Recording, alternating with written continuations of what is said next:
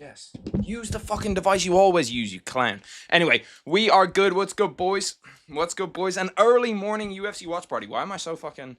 Why was I so close there? What the fuck? I'm so excited, bro. I'm so excited. I get to watch early morning UFC. I get to watch the UFC at a good time. Do you know the last time I got to watch the UFC at an actual normal time, at a sane time? Like, even 3 a.m. watching the UFC is kind of crazy. It was good. Weather report. The title's wrong. The title could very well be wrong. Yeah, it is. Okay, let me change this really quick. UFC. Fuck. UFC. No. What'd I do? Zang.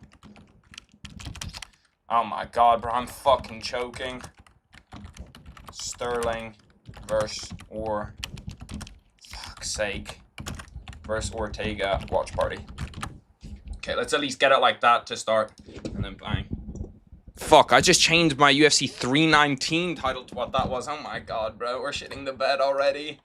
It's too early for me. We're already shitting the bed. This is fucking embarrassing. My god, man. It's because it just copyrights. It's because it just like copies over what your last title was. And I obviously didn't change it. I literally changed everything else, but I obviously didn't change that shit. How are the boys doing, though? How are the boys doing? 5 a.m. in Texas? Bro, you get to feel my life. You get to feel what my life is every single pay-per-view. There's like maybe 2 pay-per-views a year where I'm not watching the fights at 5 o'clock in the morning. It is insane. It is insane. This card has low-key been a banger. This card's been really, really, really fucking good. This card's actually been fun as fuck to watch. And now we've got an Irish boy fighting Kefir Crosby. Kefir Crosby is one of the only Irish UFC fighters I haven't trained with. So, like, I'm not like... I do really, really want him to win, but it's not like crazy. You know what I mean? If I train with the guys, I'm going to be all in. You know what I mean? Artem Lobov fighting in PFL, we're all in. But yeah, no, I've never trained with Kefir Crosby before. Mark Goddard, there's the referee. Bro, the Chinese crowd is so weird. The Chinese crowd's kind of like an AI crowd. I don't know how the fuck to describe it. Other than, like, every time a strike gets landed, they just all... It's like they make, like, stock laugh noises. Like, they all just go like, oh, no, and you just hear that like 100 times a fight. As soon as I heard it, I couldn't like stop listening to it, where I was like, Jesus Christ, bro, these guys all make the same noises. What's good, 2Game? What's good, Ethan?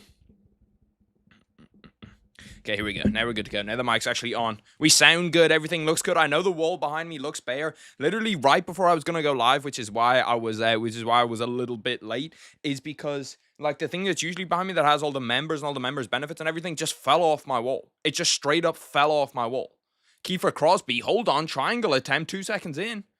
Don't let the kid get his jits on. Now he's going for a fuck. I don't know what it's called. It's that Eddie Bravo 10th Planet shit. Fuck, I forget what it's called. What is that submission called? Oh my god. I try to do it all the time in training. I don't think I've ever actually got it off once. Fuck, I forget what it's called. He's also doing it the wrong way. He's doing something, but he's not doing that correctly. His foot has to be under the chin to get that. I did not realize he was like a 10th Planet Jiu-Jitsu guy. That kind of makes a little bit more sense why I've never trained with him then. 10th Planet people are weird. It's like I don't know how you describe it. If anybody knows like a good comparison for 10th Planet people in any other sport, it's like they do literally a different type of jiu-jitsu to everybody else. Let me actually pull up the fucking chat so I can see it properly, because this time I can only see like half of it this way. But I'm so fucking excited for just early morning UFC. That's what I love. There's nothing more than I love. Okay, let's go over here. Make sure to like the stream, boys, by the way. Fucking push it out to like 100 more people. You know. Let's change the title to a proper title. UFC, because that one looks shit. UFC Shanghai Watch Party.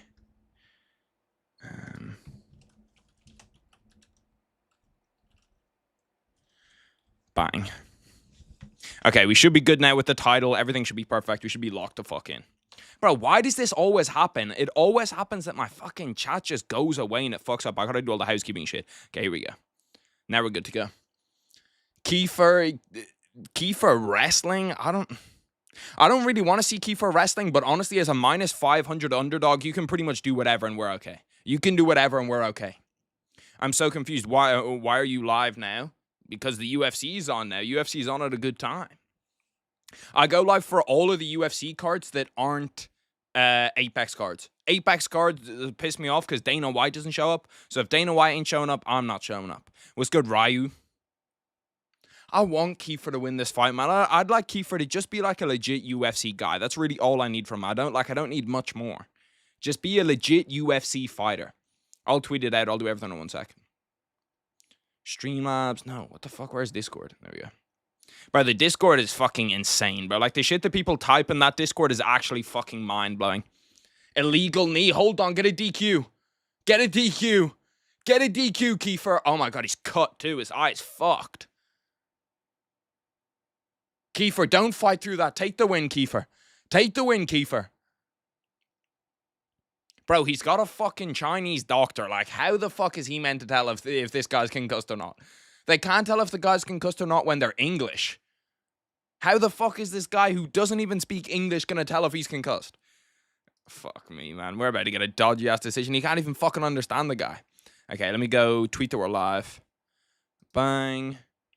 Let me get the shit over here. That's what I was thinking, bro. That's what I'm saying. Take the win, Kefir. Take the win. You need one. Trust me. He needs one. Take the win, Kefir. Please, bro. No, he's gonna... well, I suppose the 1 point deficit isn't bad. Like, we'll take a 1 point. We'll take a 1 point. But I still think he's gonna probably lose the next 2 rounds.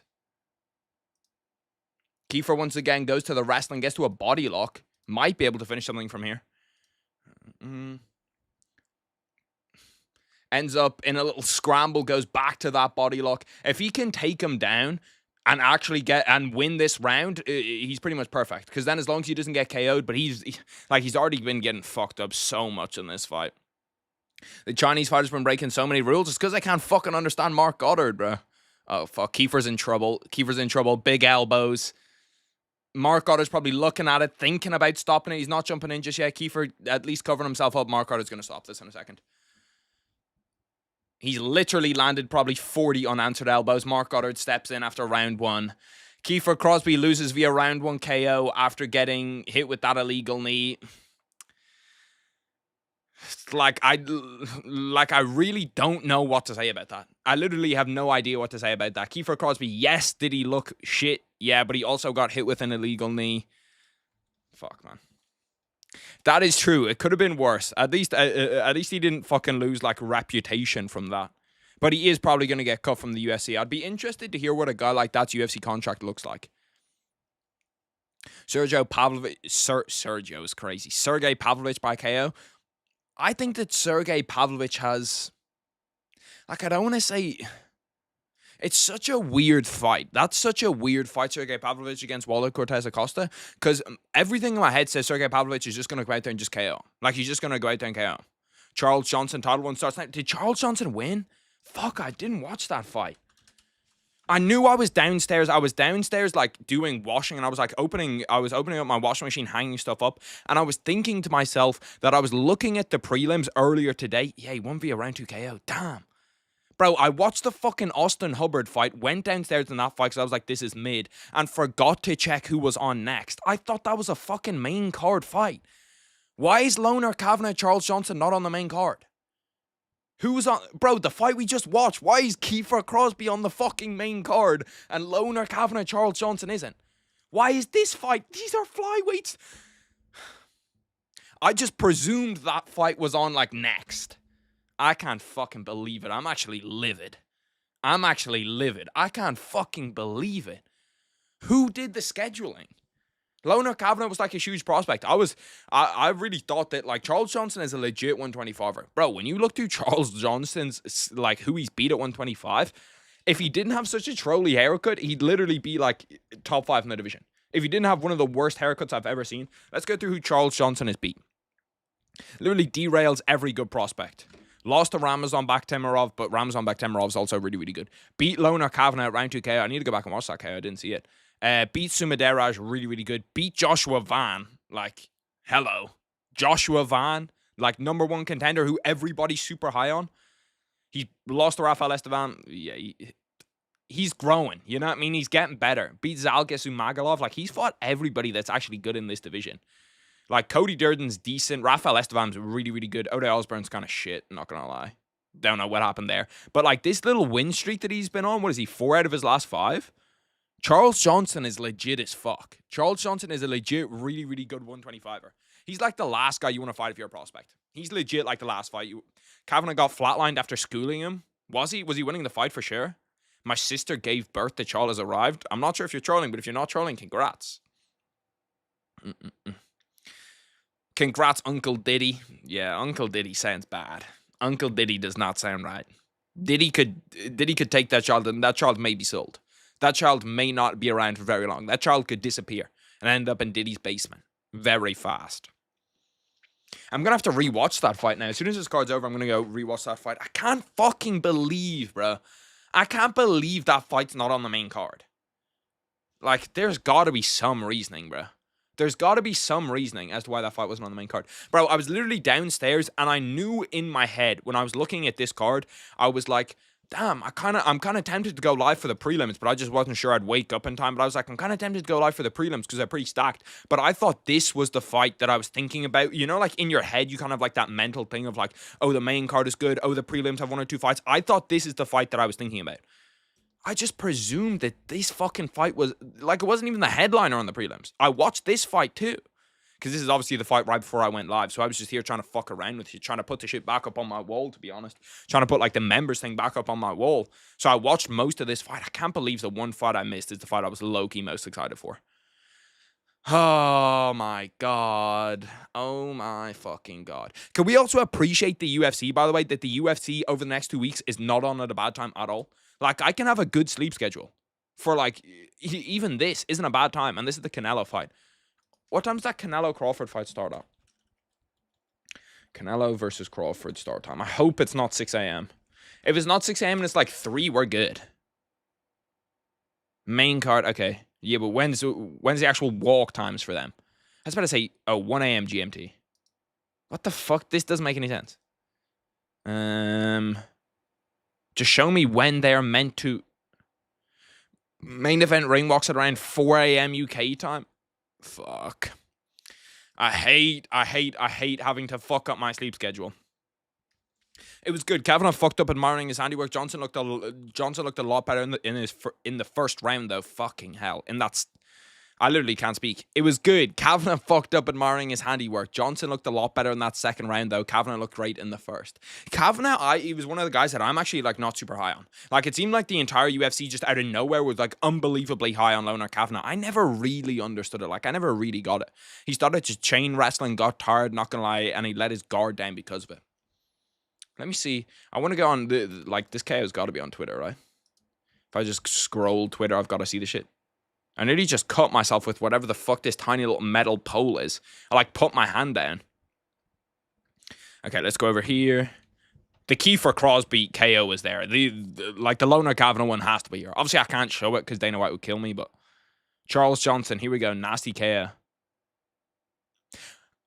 See, I don't know. It's weird because, like, looking at Charles Johnson, he should probably be, like, a top 6 or 7 guy in the division, but I'm not sure how they're going to rate him after that. Because usually they don't rate veterans for beating prospects. I thought it was tomorrow, this card. No, shit's on today. Shit's right now. It is weird, though, because sometimes, like, depending on where they are, sometimes they are Sunday, sometimes they are Saturday. Like, if it's in, like, Singapore or somewhere, usually it's Sunday morning. But this one is obviously the time is some way ahead somehow. Fuck knows.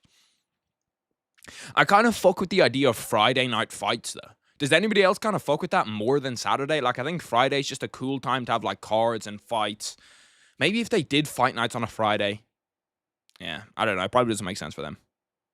I've been watching this clip for, like, 60 seconds, and I have not seen the KO yet. I can't imagine where... Oh my God. That was actually fucking nasty. Holy shit.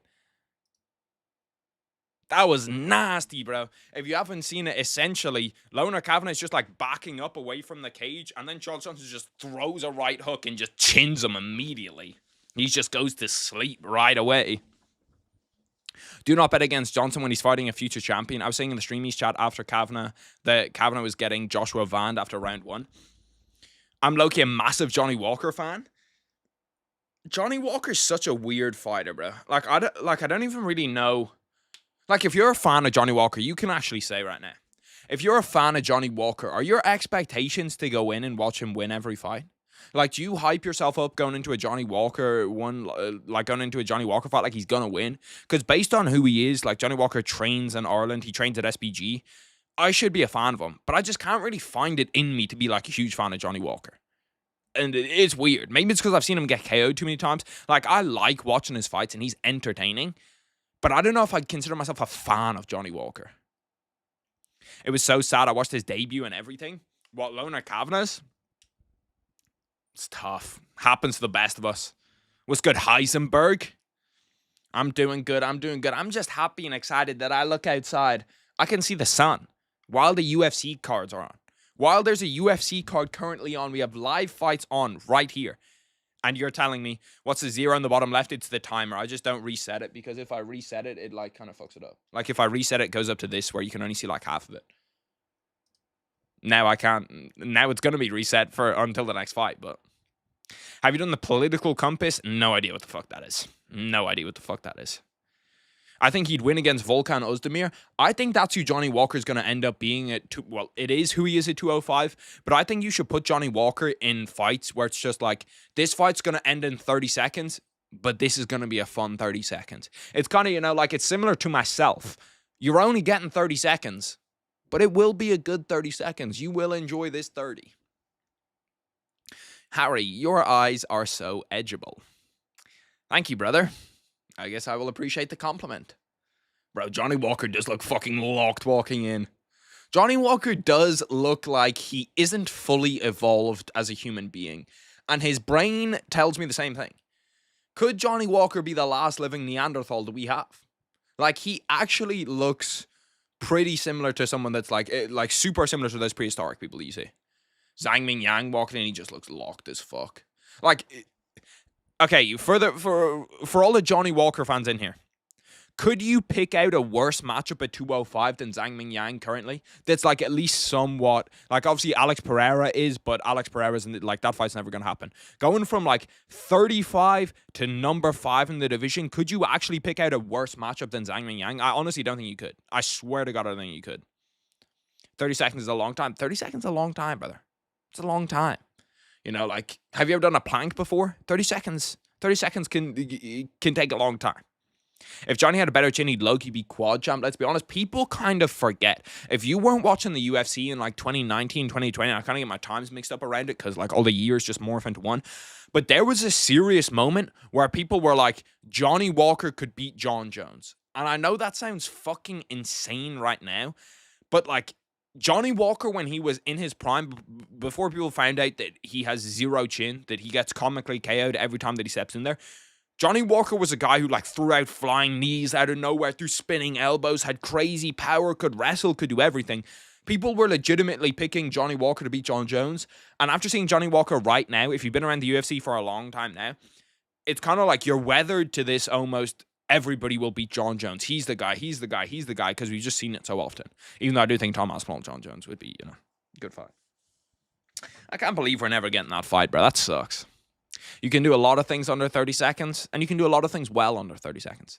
It's a test to see where you stand on a political compass, to see if you're left or the right, if you're an authoritarian or libertarian. And those last two words nearly fucked me up reading them. I don't really know. Like, because left and right's not a thing in Ireland. Like, maybe it is, but like we have like 7 different parties or something over here. I'll be honest with you, I don't vote in anything. I'm not a voting person. I kind of look at this shit and I don't really give too much of a fuck, if I'm being honest with you. Walker's getting KO'd. I really hope he doesn't. Oh, I kind of hope he does too. See, this is like the devil and the angel on my shoulder. I want Johnny Walker to do well. He trains in Ireland. He trains at SBG. He trains with John Kavanaugh, so I want him to do well. But I also look at, listen, I've had Zhang Mingyang on my prospect list since 2023. I've talked about Zhang Mingyang 2 years ago at 205. I said that he was one of those guys. It looks a lot better for me. I look pretty good. I'm not going to lie to you. If Zhang Mingyang goes out here and KOs him in round 1. He went 3-0 with first round knockouts. We believed he could. Brother, I'm telling you, people don't realize that. If you just started watching the UFC recently, bro, Johnny Walker was like legit the guy at 205, the boogeyman at 205 for a while.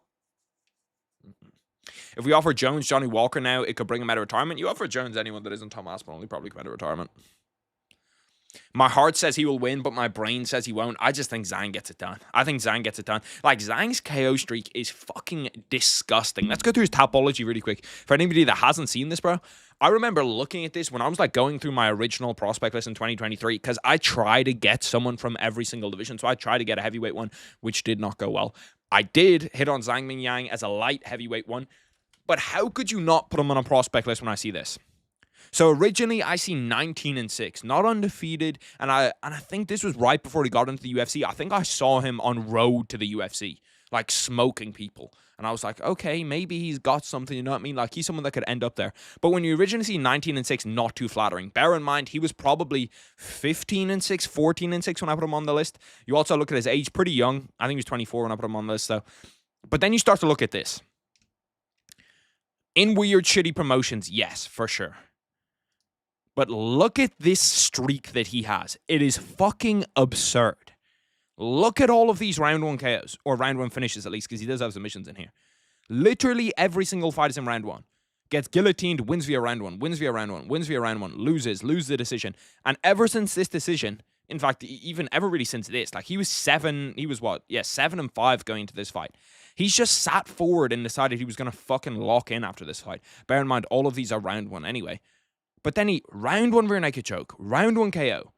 I've lost my place. Round 1 rear naked choke, round 1 KO, KO, KO, KO, KO, KO, KO, KO. Like, holy fuck, bro. This streak is insane. It's been how many years has it been since he's been out of the first round? It's been 7 years since he's been out of the first round. 7 years. And he's had 1 decision in his entire MMA career. Like, it's just a fucking insane streak. It is an insane streak when you look at it. Zhang Mingyang's record is padded. I don't really think so, because he does have like 5 losses. After that brutal destruction of Anthony Smith, Zhang did a few months back. Walker's done. Anthony Smith is weird though, because Anthony Smith legit did not want to fight. Like, he actually did not want to fight. He was one of those guys where going into it, like, he was the biggest lock of all time to lose. Going into the fight, he was like, I'm definitely retiring after this fight. 1,000% I'm going to retire after this fight. And immediately that makes me go like, ooh, I don't like this at all. I immediately don't like this. Kevin Boras, this fight's about to start, by the way. I'll lock him when the fight starts. But immediately that kind of makes me think to myself, and I go like, whoa, I don't like that. I really don't like that. Anybody that's going into a fight thinking about retiring, I think it's always just a bad idea. And then you have how he looked in his last few fights too. It's like, this is fucking horrendous. Like, the fact that he's crying before he gets inside the cage. No. Zhang Mingyang was the biggest lock of all time in that fight. Nicotine, I appreciate it, brother. I appreciate it. Anthony Smith could have been champion. There is like a universe, bro. I often think about things like that, and I kind of want to make a video on something like that soon, where it's like the biggest what if moments in UFC history. The biggest what if moments in UFC history. I've definitely done a video like that before, but that Anthony Smith winning the belt one, you don't know how much that changed his career. If Dominic Reyes wins the belt, how much does that change his career? That type of shit blows my mind, because John Jones probably isn't the GOAT. If John Jones is a loss to Anthony Smith, maybe he still is, but there's definitely a way better argument for GSP. And I think probably, even though GSP did lose to Matt Serra, and like they're pretty comparable. If you get like John Jones losing to Anthony Smith and GSP losing to Matt Serra, John Jones probably would have came back and beat the shit out of them in the next fight, and he was beating the shit out of them in that fight. But that kind of a loss, and then you pile up the steroids too, there's a real case for GSP.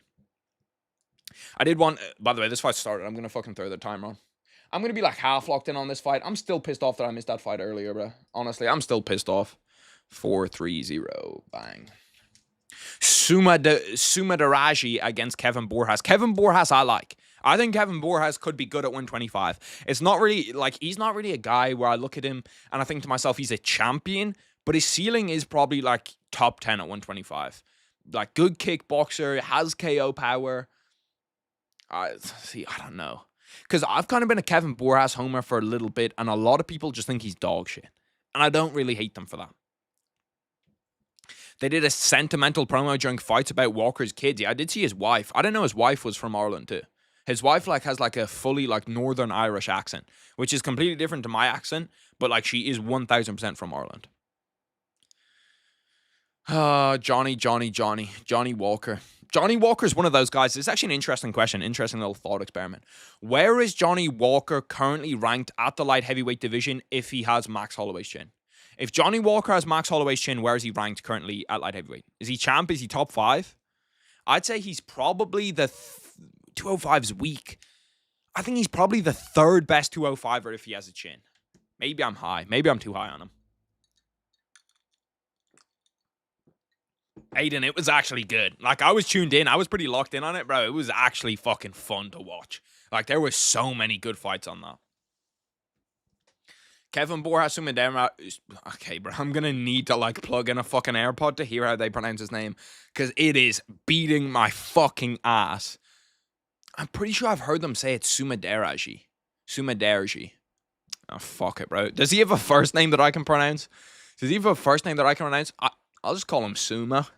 I'll call him... See, this is like the kind of annoying thing, well, not the annoying thing about watching with no commentary, is that any weird fighter names, the only way that you get to know them is by hearing commentators say them. His name is Big Sue. Did not know that. Bro, this happens in Asia all the time. I don't know why it is. Why does he just not have a first and second name? He just has one first name. And it would be kind of cold if his name was like Vicious or something, but I don't know what the fuck that means. Light heavyweight timeline would be mad different, bro. It would be completely different. Like, light heavyweight as a division would be legit, like, upside down. All of the prospects you see now are probably pretty different. Like, Carlos Ulberg is not a top-tier 125 if you use Johnny Walker in there. Because I think, like, the next time Carlos Ulberg fights, if they give him somebody good, holy fuck, bro. The amount of money I'm going to bet against him, I do not believe in him. I do not believe in him at all. Kevin Boras in kind of deep on a takedown. He does have he does have a body lock, but I'm not sure what he's going to be able to do from here. He actually doesn't even have a body lock. He just has over-under, pushing him up against the fence. Probably going to look for like a trip here, try to get that inside foot. Sue's doing a good job with his takedown defense, trying to stay heavy. See, this right here is like the #1 example of shouldn't be scored. This control time right here, where Sue's doing a good job of defending, Kevin Boras is kind of just holding him up against the fence. He's not actually trying to take him down. This should not be counted as control time. Carlos Ulberg's overrated, bro. I don't know when he's fighting next, because we just haven't seen any news from him. Like, the last time he fought was that UFC London card, right? He fought Jan on that UFC London card. But, like, every fight, I don't think I've seen a fight yet where I'm impressed with Carlos Ulberg. Where I'm like, okay, Carlos Ulberg could be legit.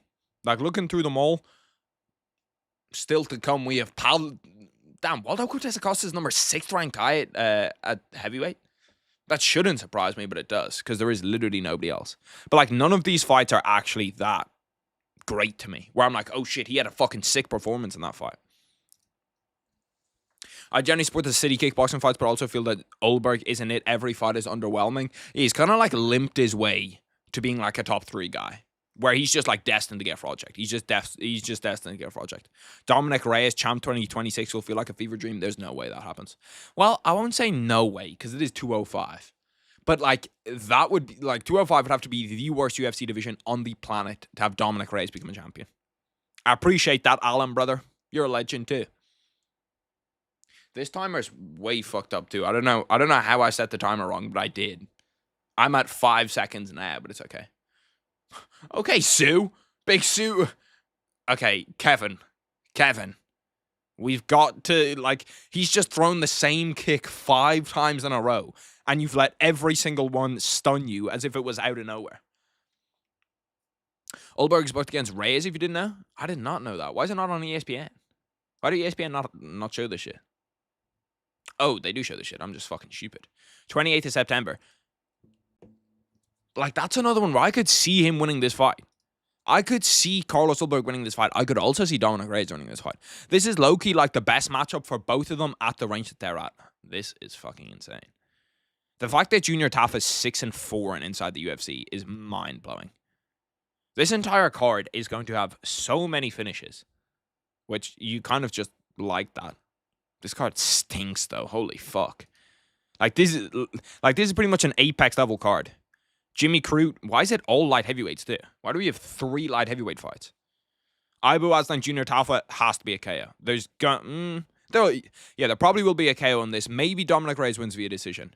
Jimmy Jimmy Crute, Ivan Erslan should be a KO. That one won't. This one will. Another guy who I'm just not that high on. It's going to sound like I'm just like a city kickboxing hater. I don't believe that Navajo Sterling is that good. I just don't believe that he's unbelievable like some people think. I love Ian Kutaleba. I like him too. I think he's pretty fun. He's like someone who's a decent personality for the UFC. Was that a nut shot? I just looked up and saw the referee stopping it. That was doing my home dirty, man. Give me a good card. Where's that one? Australia, I presume. Yeah, Perth. Yeah, that kind of like. See, Perth, I don't feel too bad for because you get a pay-per-view every single year.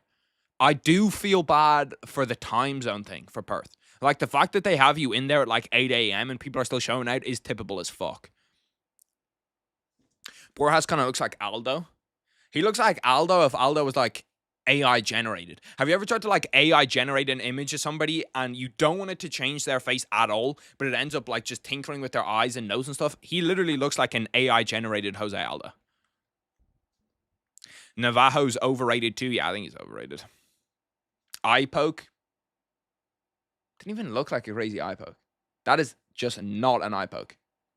He got nowhere near his eye. We got to see that shit slow-mo again. Am I dumb? I swear that was nowhere near his eye. Am I fucking dumb? Maybe I just couldn't see it off that angle. Navajo. Is that how you meant to say it? How was I saying it? Navajo? I'm pretty sure that's how I was saying it. Throwing a bit of an accent on it. How does Dan Hooker train with all the city kickboxing point fighters? I feel like that's almost like the best place for him to be. Apart from like a place where you can wrestle, surely the ref has to look at the monitor for that. Am I just fucking dumb? I might be dumb. Did anybody else think that wasn't an eye poke? I was fully sure that shit was not an eye poke. Maybe I'm dumb. Anyway, the fight is back on. The timer is correct too. I kind of want to see Sue come out here and win now. Just for the sake of 125, have some interesting kickboxers in there. Because he does do some like freaky shit with the kickboxing. I wonder how expensive it was to get into that arena. Because sometimes when cards end up in like China or somewhere like that, since China has so many fucking people and so many like billionaires and stuff, like it's got to be insane to get front row tickets there. Although they don't really show like crowd cams at places like this either. Bisping and all those guys say that they fucking hate going over there just because it's so far away. Google says it's pronounced Navajo. Navajo. See, another fucking one. Another one of the same thing where it's like, if you just hear John Anik or somebody pronounce it correctly, because they'll obviously get it from the fighter, and ask them how do they pronounce the name, you'll get it immediately if you just listen to the commentary, but I can't listen to the fucking commentary. So I'm just sat here being like, I think it might be that. Who do I have for Diego Lopez against Jan Silva? That's a good fight. I'm happy that fight's on at the same time as that Terence Crawford fight, because you can kind of like hold yourself all the way through. I'm not sure who the co-main and shit are going to be. I do know Callum Walsh is fighting on that Canelo card. But I think probably Diego Lopez. I think it's just a step a little bit too far for Jan Silva. And I think Diego Lopez might do what Jan Silva does, just with submissions too. Eye poke should be a point deduction on the first one and it won't ever happen again. Realistically, the UFC should just change the fucking gloves to do the ones where it like curves your hands down so you don't get eye pokes anyway. Who's your favorite post-fight interviewer? DC, Joe Rogan, Bisping, John Anik, or Paul Felder? This might be a hot take. It definitely is for what I see on Twitter. I don't think Joe Rogan's that bad. I really don't think that Joe Rogan's that bad. I think that like the shit that Joe Rogan says is not crazy. And I think Joe Rogan's actually pretty helpful when it comes to like grappling exchanges. Especially when I didn't grapple. Like he gives you a good idea of if something's on, if something's not on, and what they need to do to finish something. And I think that's really all you need to do. So I'd say my favorite post-fight interview is probably Joe Rogan. Then I like Bisping. I feel like Bisping kind of gets... Like, Bisping isn't afraid to joke around with the fighters. Some of them, like John Anik, Paul Felder, I feel like they're almost a little bit too serious sometimes. Whereas, like, some cool moments do come out of, like, Michael Bisping fucking saying something to a fighter. Just search the pronunciation and turn the audio up. Yeah, but half of those pronunciations are wrong anyway. It's 3:42 a.m. I don't know if I can make it through 25 minutes of Aljo versus Ortega without falling asleep. That might be... I'm actually interested if the boys can think of another one. Is there any weirder fight to be 5 rounds than that one? A co-main on a fight night in China, randomly just 5 rounds. Like, I've never seen so many, like, just such a weird place. Joe's just out of his prime for real. I don't know. Like, Joe definitely does still watch the fights and still watches a lot of the UFC, apart from, like, the prelims and stuff, but I can't blame Joe Rogan. If I had fucking Joe Rogan money, I would watch 0 prelims. I don't give a fuck about the prelims. But, yeah, it's weird. It's weird, because I do think Joe Rogan did used to be better, but now everybody acts like he's, like, the worst fucking person on the planet, you know what I mean? They're like, oh my god, all of Joe Rogan's takes are all horrendous. Joe Rogan's never had a good take. Oh my god, all of Joe Rogan's commentary, Joe Rogan's the worst commentator ever. He's the worst post-fight interviewer ever. And it's like, chill out, bro. Like, chill out. Joe Rogan is not that bad, bro. And the ideas he has for MMA, too, not that crazy. Like, the whole thing of, oh, I want them to fight on a basketball court.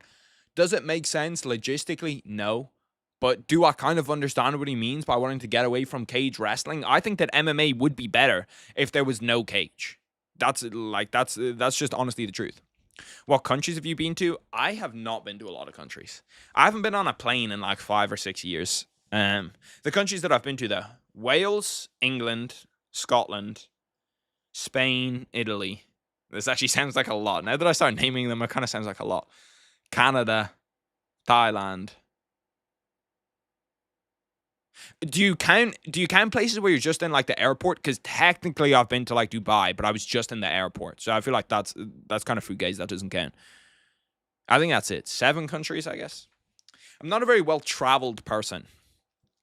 And if I'm being completely honest with you boys, I don't really like holidays all that much. Like, my holiday would be like I was on holiday like 3 weeks ago when I actually did have to go on a plane to get there. But I was with just my cousins and we were just chilling. You know what I mean? For like a week. We went to some golf tournament. I don't ever watch golf, but I thought it was pretty fun to go to. And we were just chilling for a week. And I was like, that's a sick holiday rather than going to like some beach somewhere. None are bad. It's just who I like more. In my opinion, it's Anik, Joe, DC, Bisping, then Felder. Yeah, I agree. I don't hate those rankings at all. Boras is the definition of swinging for the fences. He does just kind of swing at shit a lot of the time. I haven't been locked in on this fight at all. The 3 fights after this are sick, though. China did actually get a good card. Because sometimes I feel like it's super 50-50. Sometimes the UFC is like, well, we haven't had a fight here in 6 years. We could put anybody on the card and people are going to show up. And sometimes they go the other way where they're like, holy shit, we haven't given these places an event in 6 years. Let's give them a good event. So it also kind of depends on what fighters they have from that country. Like, sometimes if they have a certain fighter from that country, they'll just force him on. Like, I'm trying to think. Who on that Australian card is being forced on? The fucking light heavyweight. Jimmy Crute. Like, Jimmy Crute should not be a co-main. But because Jimmy Crute's Australian, they're like, yeah, fuck it, we'll do Jimmy Crute. I had no idea it was 5 rounds and it's at a catch weight. Bro, I'd love to see... That's actually what we're going to check really quick. We're going to check the odds on that Ortega Aljamain Sterling fight. Like, Aljo's got to be a fucking humongous favorite. College football also back today. I'm so excited, bro. I'm so excited. College football. The NFL's back next week. Like, bro, I can't fucking wait. Or not next week. The NFL's back the week after. Yeah, next week is week 1 college football. The week after is the NFL.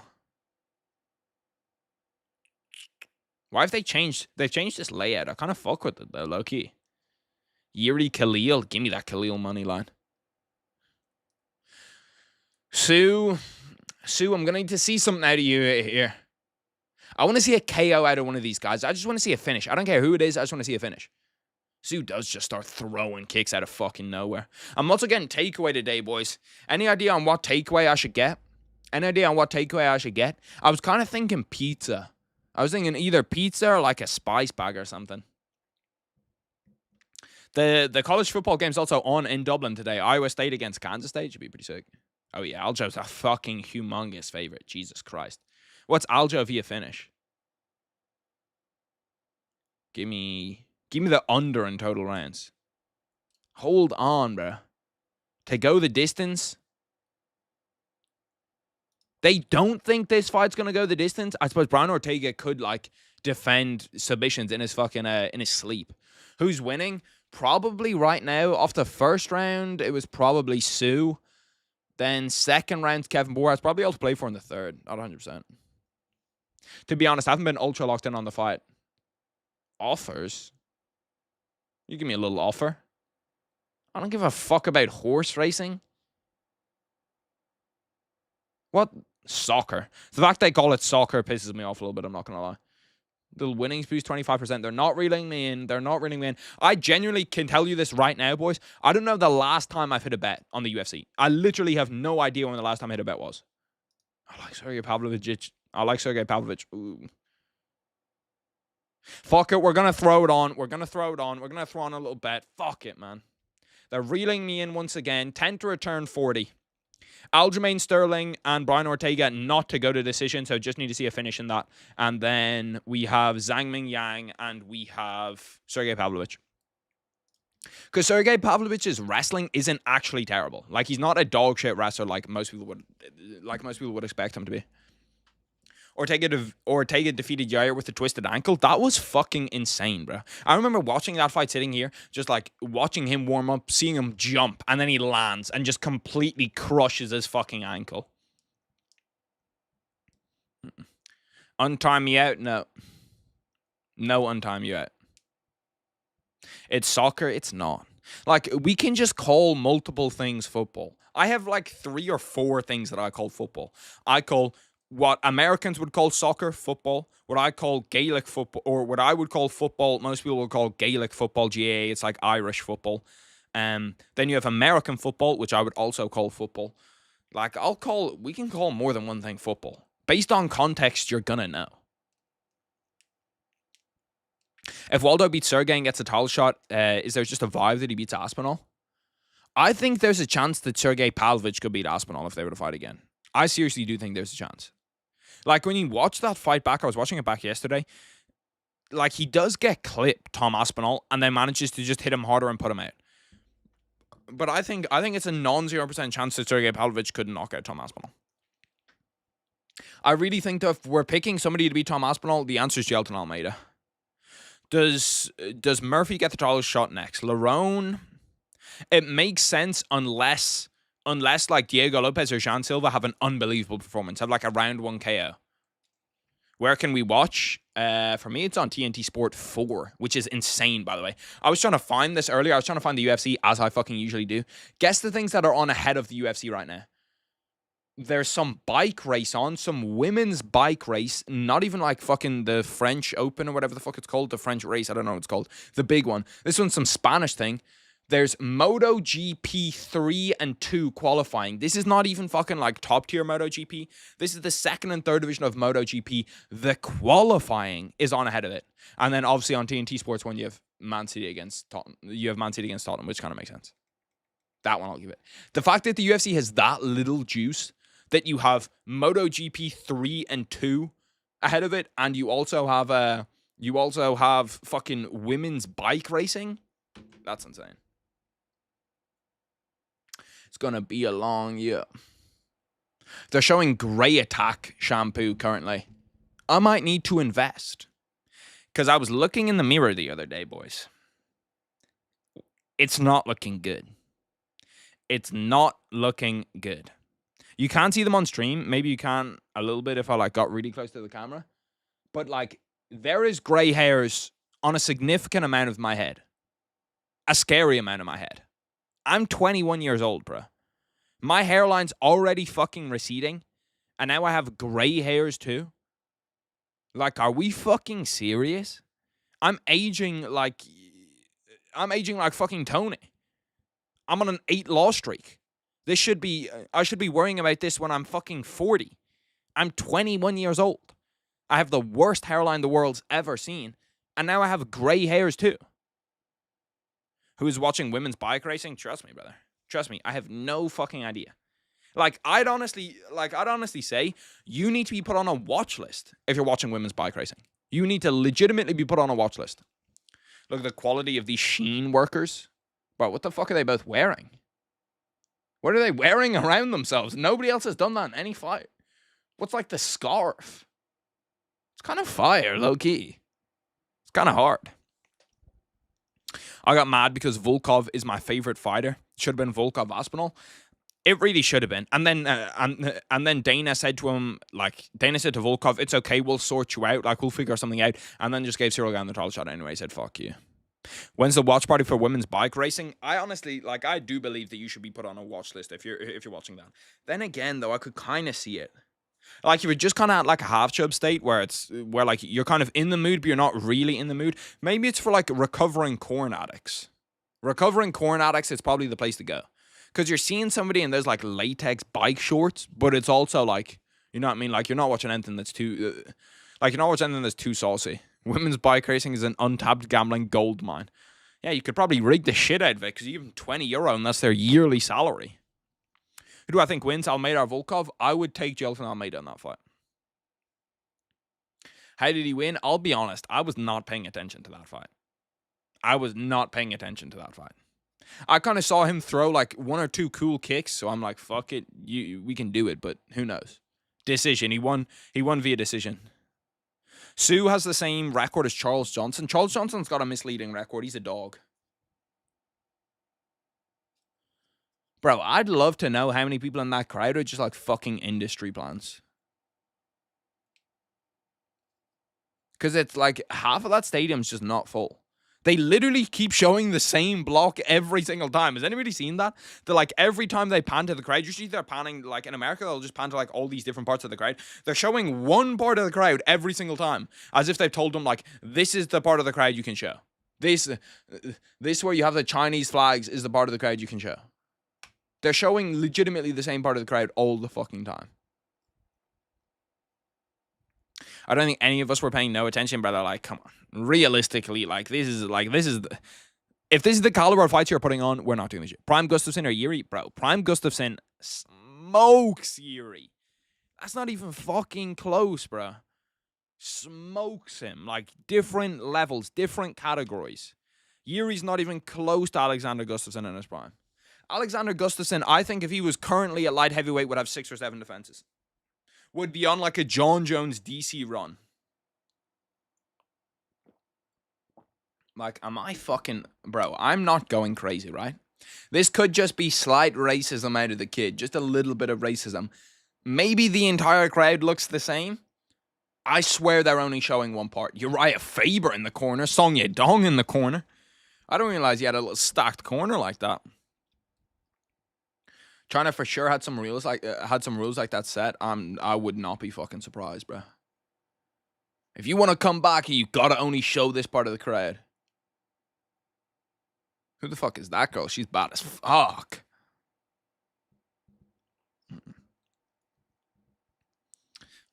Rumble, I think Gustafsson's better in Rumble too.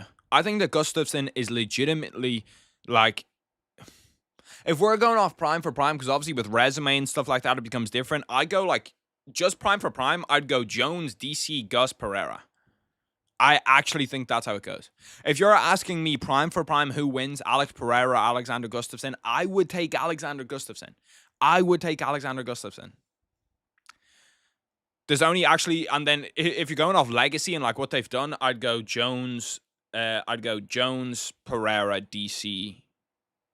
And then I don't know if you can even put Gus in there. Gus got robbed. Gus got robbed not only by John Jones, but also by DC. And if you're asking me, I actually think the DC robbery was worse. I actually think that DC was a bigger robbery. Rumble slept prime Gus out cold.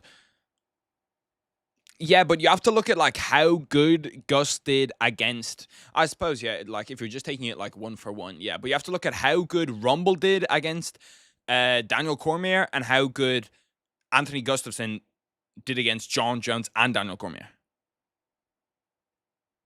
I thought there was definitely a case to say that Gus beat John Jones.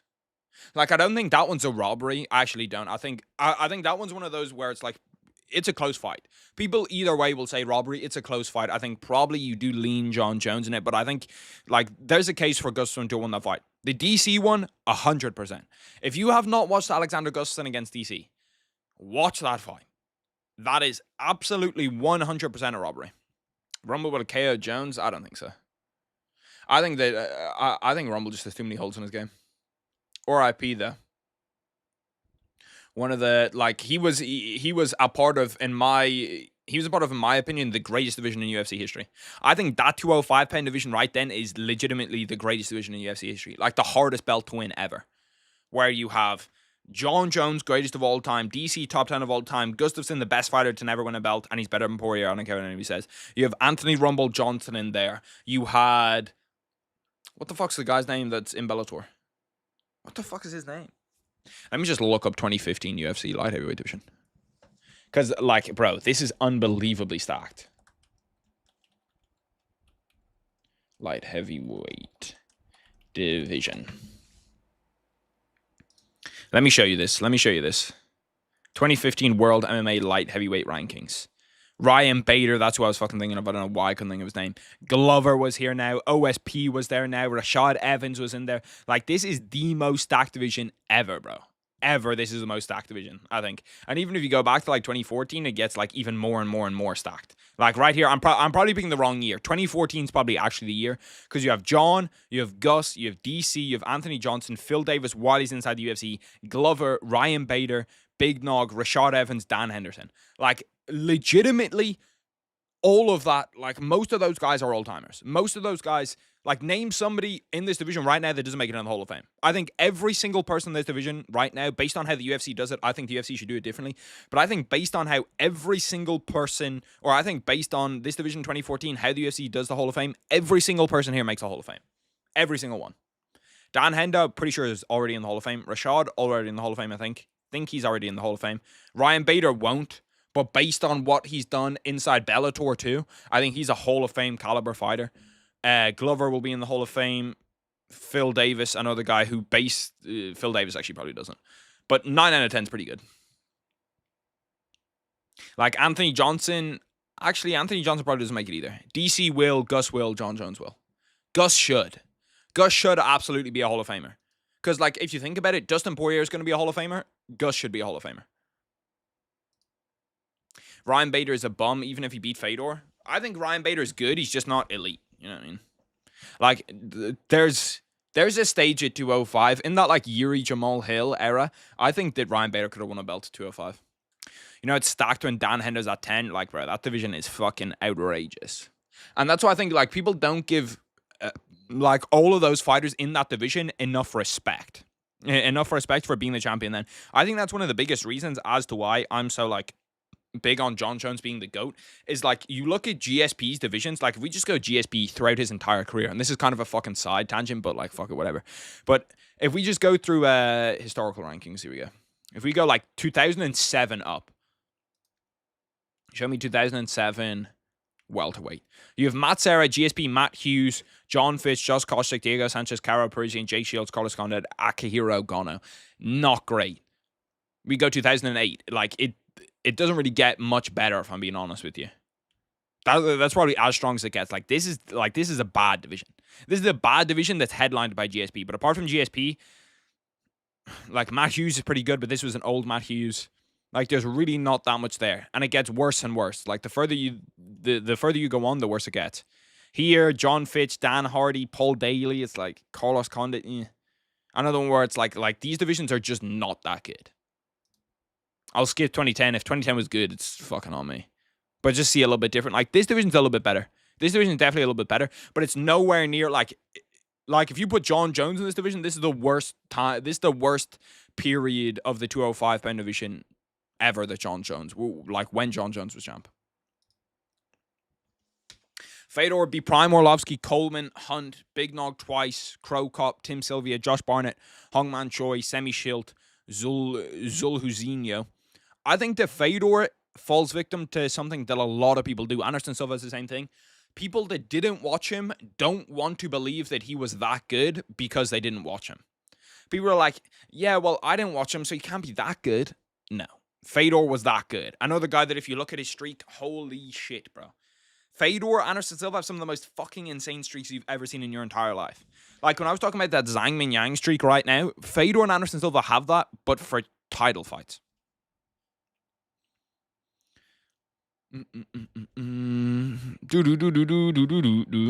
DC alone is a better one than all of them. I think so. Probably like it's 50-50. I think that like the Matt Hughes win's pretty good. The BJ win's pretty good. But apart from that, like there's not that much. The fight has not started for me yet. It's about to. Let me get a better place to watch this. Let me tune into my ESPN Plus to try find this. I will try to be locked in for as much of this for as long as this fight fucking like starts. As long as this fight's on, I'm gonna try my very best to be locked in. Bro, can we find the fucking like channel that this is on? They just never have shit on the correct channels on this shit, man. It's just insane. Unrecognized fucking format. Ugh, these guys piss me off. I'm watching some fucking racing currently.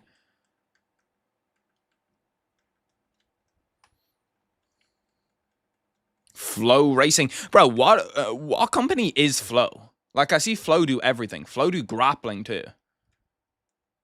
I might just go back to where I was. I might be far behind, but I might just go back to where I was. Yeah, I'm just missing the fucking fight now. I'll be a little bit behind. It's whatever. God, I fucking hate this shit. My bad, boys. The card started at 3 a.m. You fell asleep. That's kind of... It's at least somewhat understandable. Now you understand my struggles every day, though. Now you understand my struggles every pay-per-view. I'm out here. Up late every single time. Fight is on, though. Sergey Pavlovich currently on the front foot. Nice little calf kick by Waldo Cortez Acosta. Oh, damn, bro. That was like a fucking... Waldo Cortez Acosta caught him with an uppercut, and Sergey Pavlovich caught him with a right hand at the end of it. That was fast, though. Like, they both threw that shit fast as fuck. Waldo Cortez Acosta's uppercut, I barely even saw. I just saw Sergey Pavlovich's head snap back. Oh, wait. He did not hit him with an uppercut. He hit him with his head. That's probably why I did not see it. And also use DraftKings. DraftKings, hit the kid with the sponsor. Por favor. The kid needs bread. Actually, it doesn't even make sense because I'm not from the US, so DraftKings, it would make no sense for them to sponsor me. I don't think you can get DraftKings in Europe. Bet365, hit the give with the sponsor, please. 2 minutes 45 left inside the first round. Sergey Pavlovich seems the more confident of the two right now. He seems like he's got the better feet. He's pushing Waldo Cortez Acosta back towards the cage. This is not a position you want to be in against Sergey Pavlovich, where Sergey Pavlovich is kind of just setting you up for that one punch, and when he lands that one punch, he's probably going to KO you. If you're Waldo, you want to get on the front foot and you want to start wrestling pretty early, bro. Anytime that they fucking collide, they just go immediately into like barroom brawling. Is he made weight by gooning? Never forget. Fucking Frankie Edgar did the same shit. What do you boys think about Laura Sanko on the commentary? Karen Bryant's one of the commentators for here too. 2 women on the fucking commentary team? I'm over 30 seconds behind. Well, that's just not acceptable. That's just truly, truly, truly not acceptable. See, all the places that I usually find it from, it's not there. All the places my ESPN Plus is not there currently. And I do have the actual thing legitimately, like I can get it legitimately, but I'm fucking behind on the legit stream anyway. Every time that I try stream it legit, which I do like pay for TNT Sport, it's like 40 seconds behind. It's unbelievably behind. And everybody always tells me I'm fucking behind. There's pickleball championships. Like, it's not even on ESPN Plus when I fucking try find it. Was good Michael Tyson? Bro, what fucking channel is this shit on, bro? Kinda unexpected? Well, shit, the UFC's on, so you know I'm here. Especially if the UFC's on at a good time. Like, if the UFC is on at a good time, I'll pretty much stream whatever. As long as I'm awake for it, shit. I'm about to go fucking pull up this Discord to see the fixtures, see where the fuck this shit is. And you probably come around and you'll never settle down. It's the motion. One of these hashtag fixtures.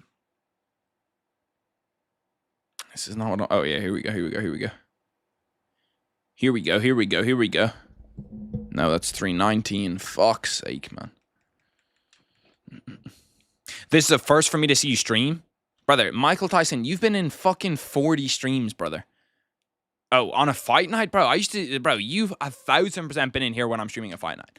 1,000,000% you've been in here while I'm streaming a fight night. First round over, kind of a weird first round. It's like pretty much the opposite to what I thought we were going to see. I thought when you see like Sergey Pavlovich, Waldo Cortez Costa, you immediately think to yourself like fireworks. Like probably won't make it out of one. But that kind of ended up being like, that was weird. That was like both guys were trying to save their cardio or some shit. That was fucking super weird. I'm still trying to find this shit, boys. I'm not gonna lie to you. I guess that's just emotion. Okay, let's go over here. Source, no.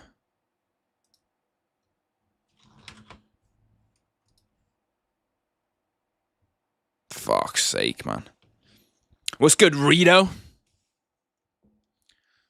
Bro, these fucking places are pissing me off, bro.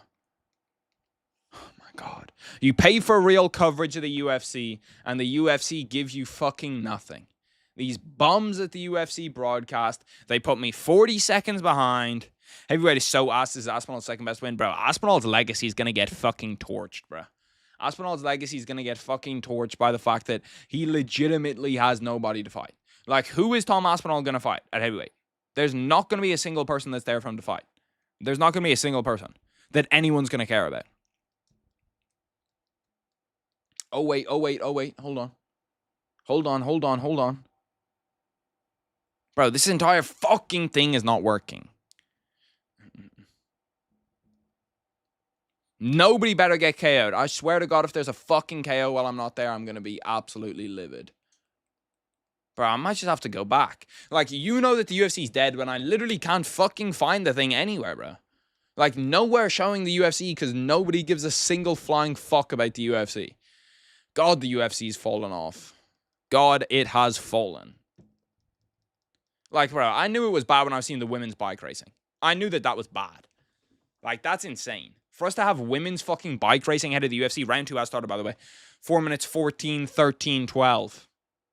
But, like, this is a peak heavyweight right now fight. Two guys that both have unbelievable KO records. Both guys that should go in there and get KOs. This fight should be over inside one round, and you're, like, ticking time bomb. Well, when's it going to happen? Who's getting KO'd?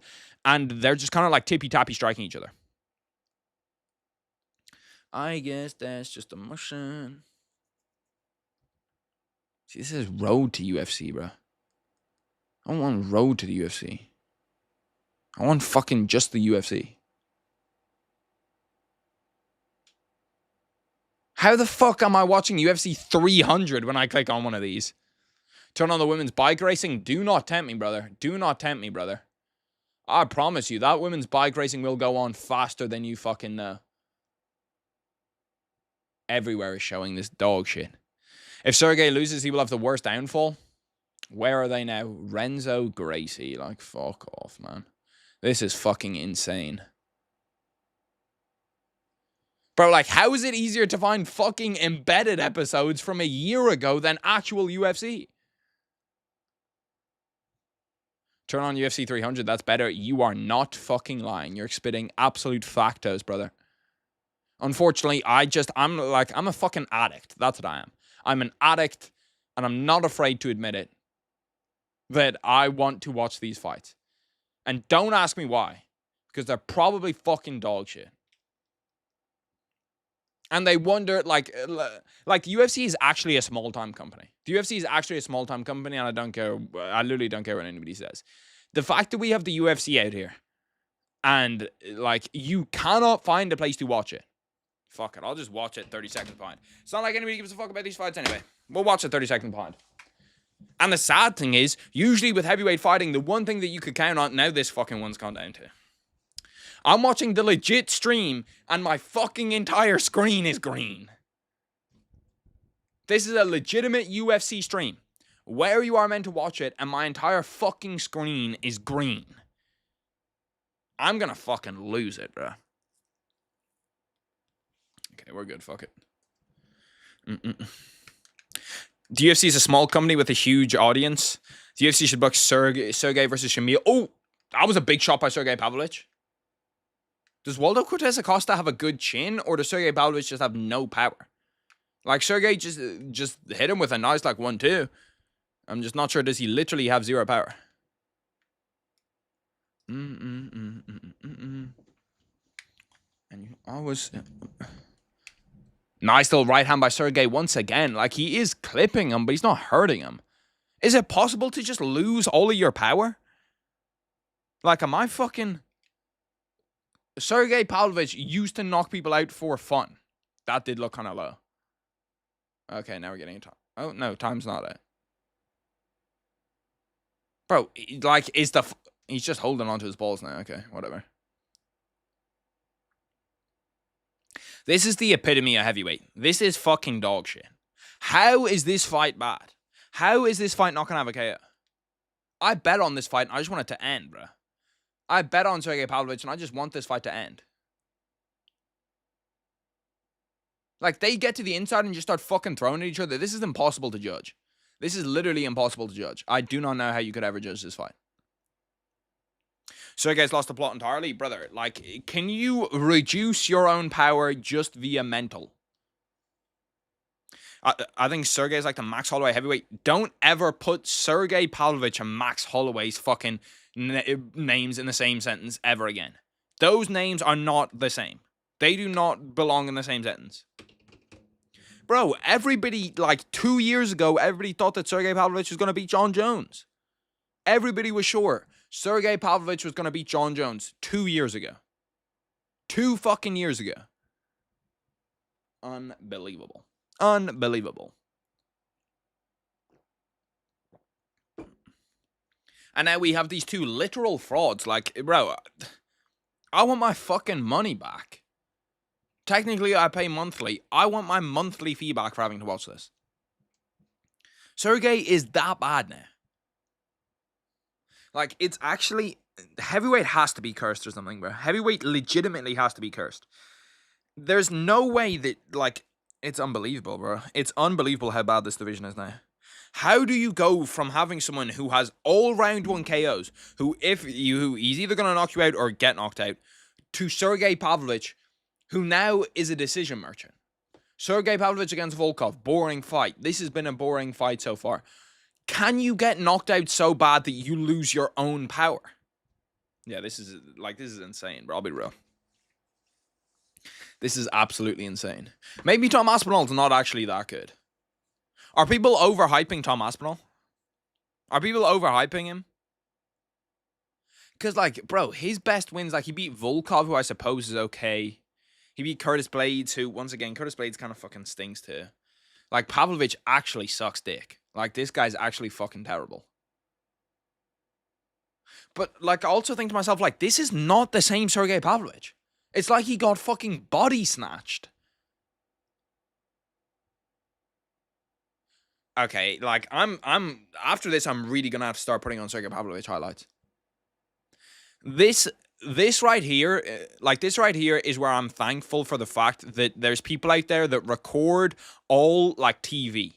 All TV and all fights, and the UFC put up full fights on YouTube. Because I'm legitimately gonna have to go back and watch some Sergey Pavlovich fights to realize, like, what has happened here. It's like a fucking scientific marvel. How do you get hit so hard? You lose your own power. He lost his own power. He got KO'd so bad, he lost all of his KO power. How does Curtis Blades think, bro? Curtis Blades is fucking ass. Like, if we're real, Curtis Blades is not ranked in any other division inside the UFC, including 205. Curtis Blades is not a ranked fighter. Curtis Blades lost his last fight to Rizvan Kuniev. Rizvan Kuniev, he lost his last fight to. Like, let's be real here. Curtis Blades is fucking dog shit. That shot would have KO'd Waldo in 2022. Bro, I'm sat here watching this fight thinking to myself, every shot here should KO him. Like, what is going on? I don't think this has ever happened before, where somebody just loses all their power. He beat them in seconds. Yeah, but Tom Aspinall also got hurt by Sergey Pavlovich. There are guys who glaze Aspinall saying he'll be the GOAT. He could beat all the top 10 contenders 5 times over and he still wouldn't crack an average IQ fans top 10. Bro, that's the biggest problem for Tom Aspinall. I didn't want to talk about it in that video yesterday because everybody says it and I tried to say shit that like not everybody says. But like the fact that Tom Aspinall, I'm trying to think right now. How many defenses would Tom Aspinall have to get to be better than Islam Makhachev? To be better than Ilia Topuria? Okay, the Ilia Topuria experiment's a little bit better. Ilia Topuria has beaten Max Holloway, Alexander Volkanovski, and Charles Oliveira. Would you rather have those 3 wins and be double champ like Ilia Topuria is? Or would you rather beat Curtis Blades, Cyril Gane, Volkov, Almeida, who else has he beat? Pavlovich. I'm trying to think of other heavyweights that could be there at some point. I don't know. Get 3 more defenses. I genuinely would rather have Ilia Topuria's 3 wins over those 8 defenses. Over those 8 or 7 defenses, I guess. Over those 8 wins, I'd much rather have what Ilia Topuria's done. Like, how does he do that, bro? Like, what can Tom Aspinall actually do, bro? What can Tom Aspinall actually do? The only thing that he can do to get some sort of respect is if 205 gets somebody. But the problem for him is 205 also has nobody. There's nobody at 205 either. So it's not even like we can look at it and be like, yeah, but somebody could jump up. Nobody's going to jump up because nobody at 205 is good. Give him Ilia at heavyweight. That's his fucking toughest matchup. No bullshit. Sergey Pavlovich finally starting to unload a little bit on Waldo Cortez Acosta defense. But he's not doing any damage. He's legitimately not doing any damage. But he is throwing hard and connecting with hard punches. My confusion level is absurd.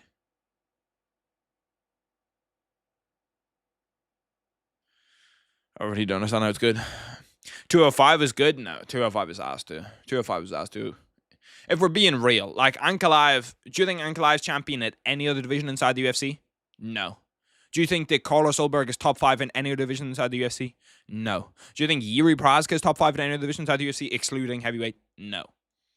Like, 205, I will say 205 is better than heavyweight, but I'm at the point now where I think to myself, heavyweight is the worst division the UFC has ever had. It is the worst division the UFC has ever had. If you take Tom Aspinall out of heavyweight right now, like if you just go with depth of heavyweight right now, it's not even close. Worse than 125 was at any point. Like at least for 125, when people were like, oh, DJ and DJ had no contenders, at least those guys were super skillful. Heavyweights aren't even skillful. These guys are just fat. That's it. Flyweight had 13 fighters, and all 13 of them would beat every single heavyweight right now, not including Tom Aspinall. All of the heavyweight contenders would get beat by all of those flyweights. So you think Khamzat beats Ankalaev at 205? Yeah, I think so. Ankalaev just doesn't have a good style to go up against Khamzat. Like, he doesn't have... Like, he's got good takedown defense, but not elite takedown defense. He's got no submissions off of his back when he does get taken down. And I actually think Khamzat's striking slightly underrated. I don't think there's a huge gap in between them in the striking. Bro, Lightning, that comment pissed me off so like an unbelievable amount. When I did that video about who beats Khamzat Chimaev, and I'm pretty sure I did say in the video that I was talking about pound for pound. And then I saw a bunch of comments come through, and they were all people saying, like, there's no way Ilia beats Khamzat. So then I went into the comments, and I wrote a comment saying this pound for pound and pinned it. And then more people still said that. And people were like, that doesn't make any sense. How can you have a featherweight beating Khamzat Chimaev but not have Ankalaev beating him? And I was like, okay, well, this is kind of fucking insane. So then I just thought, like, I left it for like a day, but there was so many comments with a ton of thumbs up on them to the point where I was like, bro, do people just not understand what pound for pound means? Like, do people actually just not get... I thought pound for pound was a super common word. I thought, like, everybody in the MMA space will know what pound for pound means. But apparently I was wrong. So many people said it. I mean, like, if I go to the comments of that video right now, all of the top ones will be about that. That's what I say, K-Dot. That's what I say. And then people got annoyed when Jairzinho Rosenstruik got cut. Bro, cut fucking Jairzinho Rosenstruik. He's a bum. I'd cut all of this division. They all fucking suck dick, bro. Like, if I was the UFC right now, I'd be selling out to get PFL and Bellator heavyweights in. They can't be as bad as the current ones, bro. They can't. Sergey Pavlovich won. Realistically, the real winners were anybody that was right on the edge, because that probably pushed them over. That probably pushed them over the edge. I loved Rosenstruik. You must be the only person in history. You must be Dutch. Are you Dutch? That's the only thing that makes sense. Or from Suriname, or wherever the fuck he's from. Because, like, there's no other way, bro. There's legitimately no other way. He was unbelievably boring. He had two of the most boring UFC fights I've ever seen in my entire life. Him against Shamil Gaziev is the worst UFC fight I have ever seen, bro. Bro, the ways to fix heavyweight, I've talked about this before. The ways to fix heavyweight, you have to give them all juice. You have to have them all be juiced up to the fucking gills. If they're all juiced up to the gills, that's number one. Take away the weight limit. I want to see a 450-pound heavyweight who's juiced out of his mind, who's 7'4". I really want to see that shit. I live in the UK, but I thought it was cool. You got to be one of the only ones, Alan, brother. You got to be one of the only ones. I'm about to vomit. Why? Vomiting's such a weird feeling. I haven't vomited in like fucking 9 or 10 years. Is my camera freezing, or is that just the stream over here that I'm looking at? Has my camera froze at all so far? Can't hope it's not freezing. The fuck you thought I loused it? Aspinall can fight every other weekend, knocking these bumps out in 30 seconds, making like $1 zillion. That is low key a money glitch for Aspinall. Like that's dead ass a money glitch for Aspinall. Wait, so we have one translator. Yeah, the 2 translator combo is kind of fucking insane. She's got a little notepad too. She's fucking organized. So Bisping asked the questions in English, and then the Russian translator translated to Pavlovich, and then Pavlovich's translator translates it back to English, and then the English one goes to Chinese or whatever the fuck, and the Chinese one goes to Chinese. That's low-key a mythical combo. That is a mythical combo. The double translator. Bro, all of Pavlovich's camp look like juice heads. Why don't you just supply him some more juice? Just give him a little bit of what you got. Sports connections. I'll do a sports connections for you, but last time I did sports connections, I stomped it. Zhang Weili in the crowd. Shout out fucking Zhang Weili. Zhang Weili's legit the savior of women's MMA. If Zhang Weili doesn't exist, women's MMA is like even more fraudulent than what it actually is right now. They're showing this UFC 320 card. You got Ankalaev, Alex Pereira, Merab, Corey Sandhagen. Bro, that card's low-key kind of stacked. Like, all of that main card is fun, bro. Josh Emmett. Bro, Yusuf Zalal's the number 9 ranked 145er? I was talking about Yusuf Zalal maybe like 2 years ago after he got kicked out of the UFC, saying that I would like to see him back. And I thought he was like unlucky with who he just went up against. He went up against Ilia. I did not realize Yusuf Zalal was a top 10 145er. Shout out fucking big Yusuf Zalal. Let's do the sports connections, because I got to show you that I'm locked in. I got to show you that I'm not only locked in, but I'm stupidly locked in. That's the truth. Stupidly locked in. So we're here. Right. We are halal fans. I've never actually had anything halal, I don't think. Harry, how far will Surbayev go in the rankings? Will he become a top contender, possibly a champ? I think he's probably top. I think probably at his peak, he's probably top 10 at his peak. There's somebody else who asked my like ceiling on somebody. Who else asked? Oh, Chase Super. How far do I think Chase Super can go? Chase Super can be just about a ranked guy. I already know one immediately. Puka, CD, Lad McConkey, Roma Dunze. Puka Nakua, CD Lamb. Yeah. Okay, I had to make sure. Bro, that Rome would have thrown a lot of people off because you have Rome, Ireland, England. Okay, that's got to be one. Like, this is a lock. This is bullshit. I don't know why they've given me a bitch one. It's kind of bullshit. Romp, Ames, Blowout, Landslide, Lawrence. Manhattan and Morgantown are both towns for sure. Lawrence, Romp. One away. Ames? Oh, wait, I'm tweaking, yeah. Why did I not go the other side first? Big 12 school locations. I'm telling you, bro, Sports Connections is like, it's bitch shit now. It's too easy. They got me with one, bro. They got me with one Sports Connections, and other than that, it's like, bro, I've been locked in. As long as they don't give me bullshit, that one was low-key too easy. Like, I'm not sure if I did, like, the hard mode or whatever. Is there a hard mode on this? No, they just have hints. If you need hints for that, you're cooked. If you need hints for that, you're actually cooked. Let's do the normal connections. The normal connections is legitimately bullshit because it can happen from, like, it's anything in history.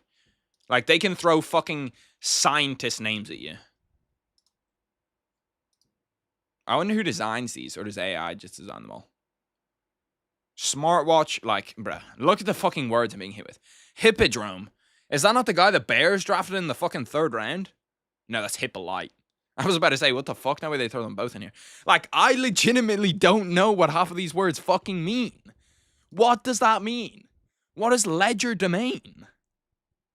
Harry, who are the top 5 fighters, non-champ, only young or contenders that have the highest ceiling? Joshua Van has a super high ceiling. Who's young inside the UFC? Or you're saying non-champ, only young or contenders. Joshua Van, I feel like might be a little bit too high up that. Joshua Van, everybody knows is good. If I'm just going off people that like aren't guaranteed as really, really good, who do I like? Peyton Talbot, Joshua Van. Is there anybody at 185 or 205 or something that I like? 170 has a lot of guys. 55. I can't think of anybody right now. Those guys, though. If I actually went through my head and locked in and went through the divisions, for sure I could do it. Sorry for being late. You're good, don't worry. Okay, let's go. Smartwatch, podcast, crypto. No. Oil, coolant, fuel. Wait, what? This is fucking throwing me. Brake fluid? Stuff that goes in cars? Yeah. Liquids you put in cars. Smartwatch. Bro, like, these words don't exist. What the fuck does that mean? Like, they're throwing fucking huge shit at me. Bowl? No.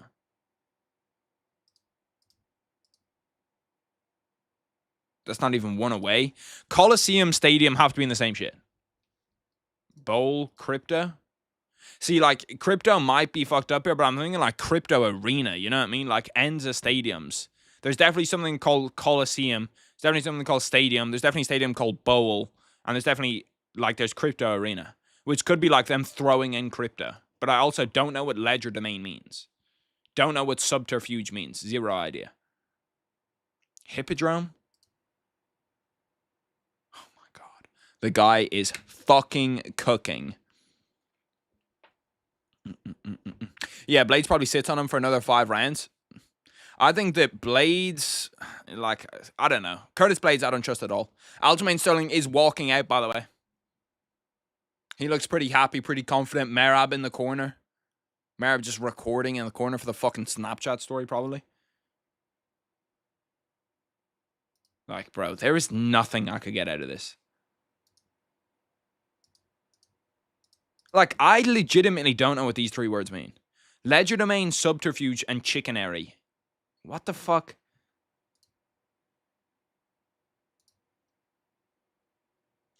Like, how could these words be in any way linked?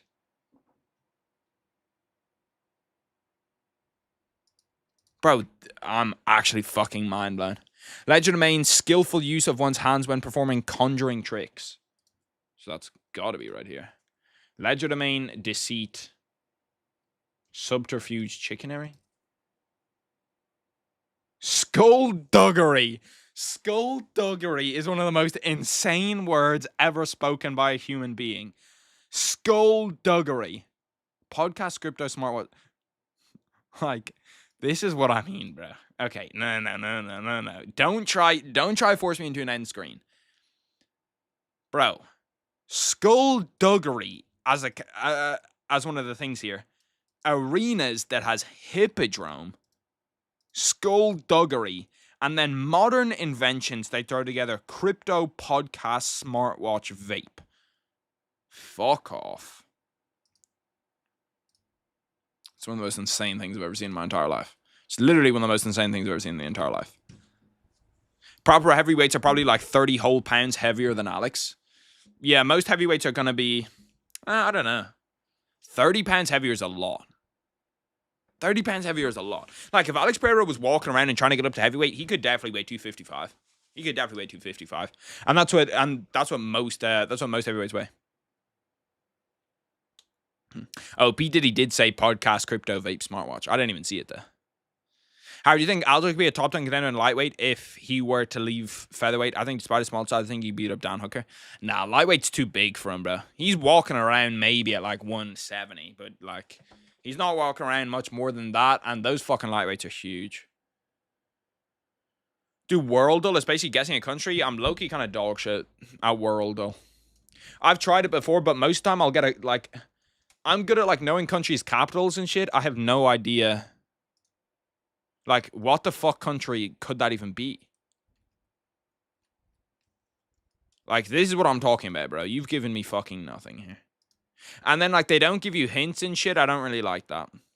Wordle, I am a big fan of. I love a bit of Wordle. Don't worry, by the way. Nothing's actually happened. Brian Ortega's just walking to the cage. Pooin. Luti. Luent. Faint. That's got no U in it. Why do I just do stupid shit? N. No, it can't be N. It's got to end in N. Maybe it's like a C-U-L-I-N. Cuppin. Rupin. Suppin. Suppin's gotta be a word. I'm gonna start using it if it's not. What's suppin, dog? Like a mix up between what's up and what's happening. What's suppin? Actually, fuck that word. Okay, we're getting locked back in. We're getting locked back in. We're going back to the fights because the fights are better start. Suppin is a god tier word there. Do immaculate grid for what sport? Bro, we need an immaculate grid for the UFC. That's what we need. We need an immaculate grid for the UFC. We'll finish that. We'll finish that as soon as this fight's over. Aljamain Sterling's a minus 490 favorite, 24-5, 5'7", 153 pounds, coming out of Uniondale, New York. If Aljamain Sterling wins this fight, how far away is he from a title shot? That Worldly was an Australian territory with 600 people. That's fucking disgusting.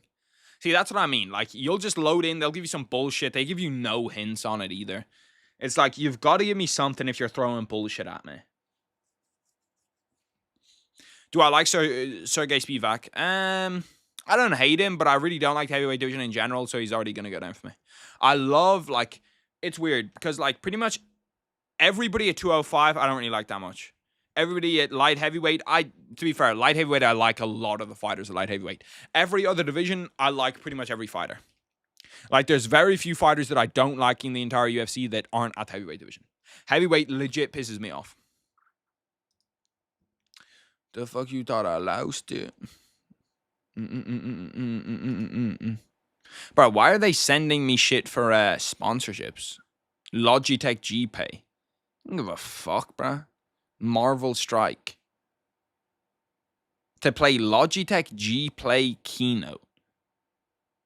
Fuck no. I'm good. Oh, Lightning, we have got to stop with the CP. Jean Silva versus Lopez, winner fights winner of this for title shot. Nah, I think Jean Silva and Diego Lopez. Looking at the rankings, it's not that big of a difference actually. I thought that Aljo would be like the 9th ranked guy and Ortega would be like the 7th ranked guy. Fight has started though, by the way. The timer's like a second mind. Oh fuck. The timer's pretty much okay. The timer's fine. Bro, where's everybody watching this fight? Where's everybody watching this fight? Because I literally cannot find a good place to watch it that is not TNT. And TNT is just so unbelievably far behind. I'm not gonna lie. Aljamain Sterling has got to get rid of that fucking green hair, bro. That is absolutely dog shit. The green hair with the blue shorts, fuck me. That has got to go. Yeah, I need to watch it legally though. I need someone to give me a channel. I can't watch it on those. 3 minutes 50 left inside round one. Aljamain Sterling's came out pretty fucking hot. Oh, big calf kick by Aljamain Sterling. Lands clean. Right on Brian Ortega. Kind of like stumbles him, knocks him down for a second. He gets back up pretty fast though. Nice right hand by Aljamain Sterling. Nice 1-2 counter back from Brian Ortega. All we need here is a finish in this fight. All we need is this fight to not go the distance. And with how bad Brian Ortega's weight cut was, him fucking stumbling up to that face-off, I thought to myself, it has to be. There's no way this isn't a finish. Harry, Aljo probably is 2 to 3 fights away from the title shot if he could beat the winner of Diego Lopez versus Jan Silva, or he beats Movzar in the rematch. People kind of forget about that Aljo Movzar fight. Like, that was a very, very close fight. That was a very close fight. I think he's probably 2 fights away. Aljo by decision or round 2 submission trust. I think that, well, it depends. Like, if these guys just box for 5 rounds, this could definitely go to decision. If one of them actually takes a shot and starts to grapple. I'd also like to comment on this Brian Ortega haircut has to be the worst you've ever seen. Which kind of sucks, because it is literally the exact same haircut that I have. But when I see it on him, compared to his old haircuts when he had, like, the Jar Jar Binks haircut, like, that shit was low-key hard as fuck.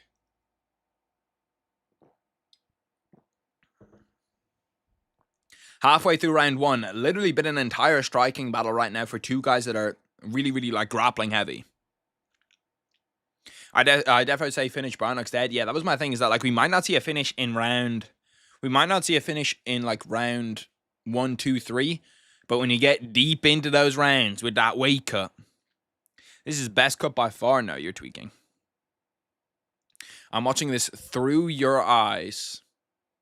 Unfortunately, you can't. That would be kind of cool. Like, I've seen people do that through, like, sunglasses, but the screen is so far away, there's 0 chance you could watch it through my eyes.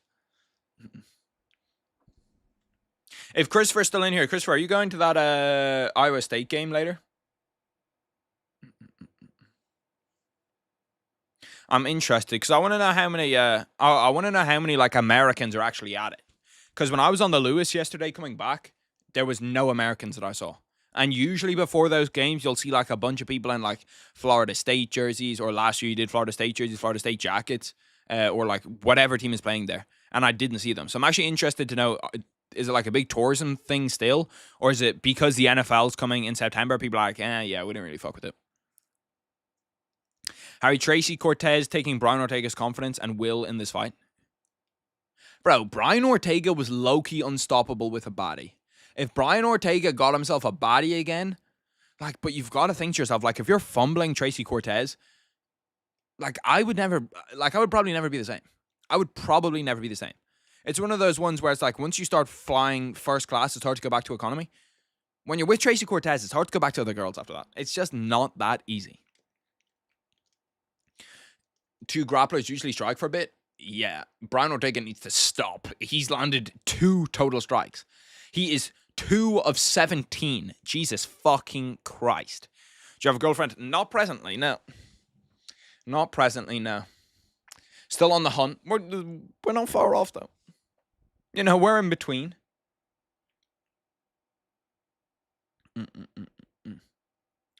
Catch weight bout, 153 pounds. I don't really understand the 153. Why not just make it lightweight and put him up at 155? Cortez was with the whole gang at 15 for the streets. What? She's for the streets? Tracy Cortez? I could fix her. I could fix her for sure.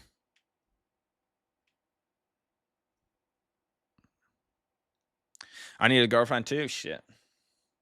If you really want one, if you go out there and really try, you'll get one for sure. You hop on the dating apps, no problem, you'll get one within like 3-4 weeks. But my problem is, bro, my problem is it's not that easy because I don't want to give that much time to somebody. People need time. People need attention. I don't want to give you attention if I'm being completely real with you. You might not be worth it. I'm trying to make better videos. And if you're like someone that's in my ear when I'm trying to make videos, FaceTiming me, that's not really going to work. unfortunately. So I'm currently on like a Clark and Dart type of thing. I think I'm chopped, bro. I got 0 applies. I'll in. Shoot or shoot, brother. Shoot or shoot. Listen, you might not this is the way to think about it, bro. You only need to hit on one. You literally only need to hit one shot. That's all. You can fire up as many as you want to. You only need to hit one. Harry needs to be a roadman to get a big bunda gyal in Manchester. Fuck the big bunda gyal in Manchester. And I mean that literally. Get a femboy. They're the best of both worlds. P. Diddy, that's something that you're involved in, that you love, and that you've tried to tempt me into before. We've heard this rhetoric from you before many a times. I don't like that. I don't like the oil. I'd be getting 10 of 10s despite them knowing my crazy and jokester personality. Rito, you're just kind of like that. Some people don't have that ability. I had a date recently, didn't work out. Yeah, but like, she's not the one. You know what I mean? She was probably crazy. Not true. Even after hitting a shot, you need to keep it locked in. That is also another thing. But see, like, once you hit that first shot, you're kind of good. You know what I mean? Like, once you hit that first shot and you're good, like, girls really don't want to leave after you've hit. A girl's really not going to be that likely to leave you. She can. Well, like, that depends. If you're not weird. If you're weird and you start doing weird shit and you start doing dumb shit, obviously they will. But if you're just like normal and you're chill and you're a nice person, most of the time they won't want to leave. Don't give people a reason to leave and they won't. Is this the best out for me? 6 foot 79 kg, brown hair, brown eyes, large shoulder to waist ratio, outfit black logoless compression t-shirt, black Armani jeans, black Timberland boots. To be honest, brother, I've got no fucking idea. I just wear shit that I think is cool, bro. And like, I'll just scroll through different websites, see a hoodie, I'm like, yeah, that's kind of fire. Wear the hoodie. So I don't know. Diddy, nobody will ever be as freaky as you, brother. Nobody will ever be as freaky as you. At first date, everything went perfect. I wore my Charles hoodie despite my brother calling me dorky for it. Listen, the Charles hoodie could cook. At least then she knows that you're one of those guys. You're one of those guys for sure. We are halfway through the second round, by the way. What's your favorite airline? That's a good question. I haven't been on that many. I don't really like Ryanair, although I think Ryanair gets a lot of slack when you think about like price. Like Ryanair will get you there. I've been on like Dubai Airlines. I thought that was pretty dope. I thought those guys were pretty cool. There was an English airline that I was on that I thought was pretty good. Air Canada wasn't bad. Yes, the be cool method. Listen, hive mind. You just got a hive of bees. Throw a hive of bees at somebody. I want to see that. I want to see that Charles hoodie, K-Dot. I want to see that Charles hoodie. I feel like that low key could be kind of heat. Nothing beats a Jet 2 holiday. I've been on a Jet 2 plane. Bro, these guys are just striking, and like, this is one of the only fights in the UFC where I don't want to see you guys strike. You guys are both that good at grapplers where it's like the grappling will be more entertaining. See, Charmaine's giving you expert advice from the insider information. Thoughts on Wizz Air? I don't think I've ever been on a Wizz Air flight before. I've definitely seen their planes before, but I don't think I've been on a flight from them before. Probably not bad. I think it is an actual airline, because when I was thinking about that, I thought to myself, that's not an airline. But then, I'm pretty sure it is. Yeah, it is. Yeah, I do know them. You probably know them too. You might just not know that you know them. Apparently there was an eye poke. Okay, they're stopping it in timeout. By the way, this fight's been fucking dog shit. The prelims on this fight, or the prelims on this card were pretty good. The fucking fight cards are dog shit. Or the main card's dog shit. Wizz Air, the dirty secrets of Europe's ultimate low-cost airline. Not a bad little thumbnail. Listen, you don't meet your wife on a Jet 2 holiday. Did you know WizFizz changed its spoon to an edible spoon? Edible spoons are the next meta. Edible spoons are the next meta. They're shit. I went on holiday to Budapest and the flight was delayed by 3 hours, so we were meant to leave at 9 p.m., but it left at 12. See, but I feel like sometimes that's not even really their fault. Like, that's kind of the airport's fault. Where it's like they overschedule something. Unless there was something wrong with the plane, then it's kind of their fault. But I also, like, any time that there's something wrong with the plane, and I kind of, like, I sit there and I think to myself, yeah, but it's much better than fixing it now than us fucking taking off and there being something wrong with the plane and us crashing. So maybe I'm just a fucking positive guy, but I always think like that. I'm like, thank God they caught it now.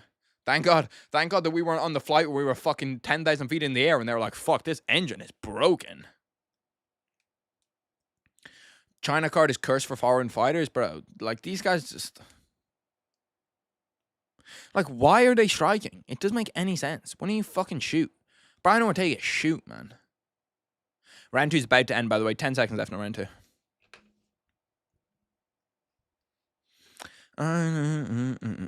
Have you ever done the chiamev heist on GTA? I have. I have done the chiamev heist on GTA. I can't wait for GTA 6. I'm not sure if I'm going to stream it. I'll definitely play it a lot, but I'm not sure if I'm going to stream it. I kind of want to set up a place where I can, like, play games. Maybe I'll make a gaming channel. I want to make a lot of different channels. Kyle, mad boring after 300 runs. Yeah, I feel like once you do, like, those GTA heists the first 3 or 4 times, they'll get kind of boring.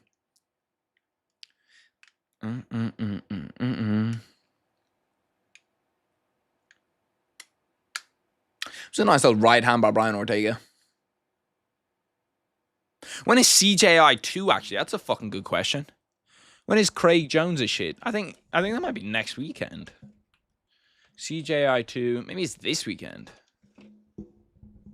Is that the end of August? Yeah, August 30th to 31st. That should be pretty sick. Is there a... Yeah, there is a UFC card next weekend. I wonder what time that's going to be on it. It says 6 p.m. pre-show. Bro, why do they always fucking do these things so late, man? What are those games behind you? That's actually a great question. I'm not going to point at them. I'm going to see if I know. I know this is Battlefield 1. I know this is Far Cry 4. And I think this is Assassin's Creed Unity. Oh, the kid is cooking. Let's see. I wonder if I pointed it, does it focus properly? You can definitely see Far Cry, Battlefield. This one is Assassin's Creed Unity. Those ones, that's COD Ghosts. That's another COD Ghost. I don't know why I have two. Don't ask me.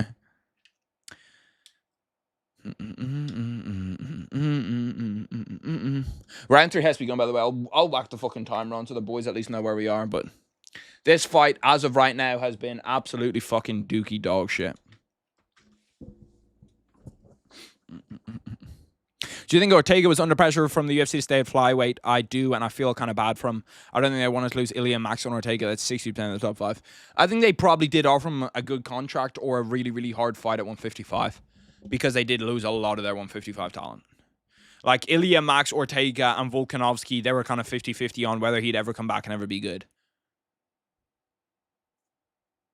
And, like, realistically, if you take away, like, a Brian Ortega, it doesn't matter that much now. But back in the past, it would have. Because now you do have Diego Lopez, Movsar Jean Silva, you have Yusuf Zalal. Like, you have loads of really, really good young guys at 145. But, yeah. I think he probably was under a bit of pressure. And, like, he said himself that he could not make 145 anymore. He literally said himself that he could not make 145. So, I don't know why, even if the UFC, like, had put him under a ton of pressure, that he didn't just move up anyway. Because he literally cannot make that weight. So unless the pay was more than the 30% he was going to have to give up, he knew he couldn't make that weight. CJ Botta mogged another manly woman. See, this is a fight now that I'm kind of wishing was 3 rounds. Oh, hold on. Aljo takedown attempt, and he fucking gives it up, bro. Why, Aljo? Why? Why did you give up that takedown attempt? And you probably come around, but you'll never settle down. It's the motion. Who's the most overrated current fighter, in your opinion? I did say Carlos Ulberg. Carlos Ulberg, I think, is overrated for where he's at. Who else I think is overrated inside the UFC? Khamzat, it might be. Bro, the amount of comments I got saying that Khamzat beats Ilia, even in a pound-for-pound sense, was insane. That means you think Khamzat is the pound-for-pound #1 fighter right now. I don't think that. I don't think Khamzat... Like, I don't think Khamzat's better than Islam. I don't think Khamzat's better than Ilia. I'd say that the case is pretty 50-50 for Khamzat and Pantoja.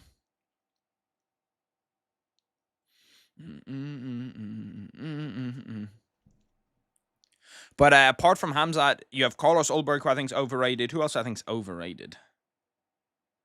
Volkanovski right now is probably overrated, to be honest with you. Like, I do not think that the Volkanovski we have right now is the Volkanovski that we had in the past, and people think that he is. Aljo looks like he's compromised due to the Evloev loss. I just don't know what the fuck he's doing, man. Aljo seems like somebody that hates fighting now. Aljo legit seems like someone that hates fighting. I actually don't think he loves fighting. I think this is the only way that he knows how to earn money. Apart from that, like, rum that he was trying to sell. Which was weird. Like, that type of thing, it just doesn't really make sense. Like, if you're Aljamain Sterling, if you say that this, like, fucking random rum is good, I guess maybe some people will buy it. Maybe some people will believe you. It would be much better off for him if he made, like, something wrestling related. Even make, like, UFC gloves or something. Fuck knows. How tall are you? I'm 6 foot on the dot. Khamzat is just Khabib 2.0. If he continues to fight like he did against DDP, yes, he is 1,000%. He's also kind of better than him, too. Because Khamzat, like, just doesn't fuck around. Like, Khabib, Merab, all of those guys that are, like, traditional, really, really good wrestlers and wrestle a ton, like, they would stand on the feet and wait for a shot. Khamzat does not do that. Khamzat's just going to shoot, like, instantly. Does not matter. Jan Silva overrated? I don't hate that as a take. I really don't hate that as a take. I think that Jan Silva, like, I think that he probably is a little bit overrated. Not the most overrated, but he probably is a little overrated. Because you probably come around, but you'll never settle down. It's the motion. The games I have: Death Stranding 1 and 2, UFC 5, Red Dead Redemption 2, Tilu, 1 and 2, Spyro, Tekken 7, Assassin's Creed. Damn, you don't have Unity? Assassin's Creed Unity is probably the best Assassin's Creed. Actually, I don't know. Some of the old Xbox ones are really good. Like Assassin's Creed 2. Aljo should just open a jerk chicken restaurant? Yeah. Like, do something like that makes way more sense. This random rum was like, what the fuck? Also, like, I don't know if Aljo just didn't get paid at all or didn't manage his money well, but he seems super spiteful about money all the time, bro.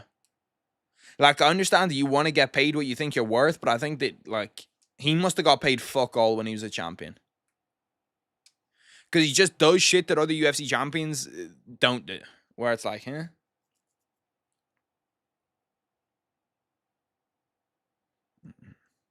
Bro, both of these guys are washed as fuck, if I'm being honest. Like, Aljo looks okay in this fight, but Brian Ortega... Did he dislocate his shoulder or something? He's holding his shoulder.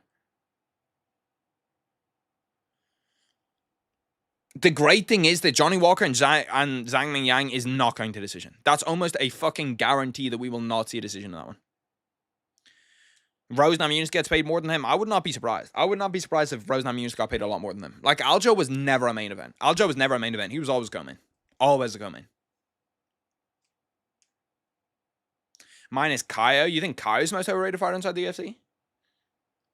I think Kaio, well, it depends what people think he is. Like, Kaio is somebody who is a staple top 5 guy in my eyes. He might never be a champion. He could if 185 starts to weaken a little bit.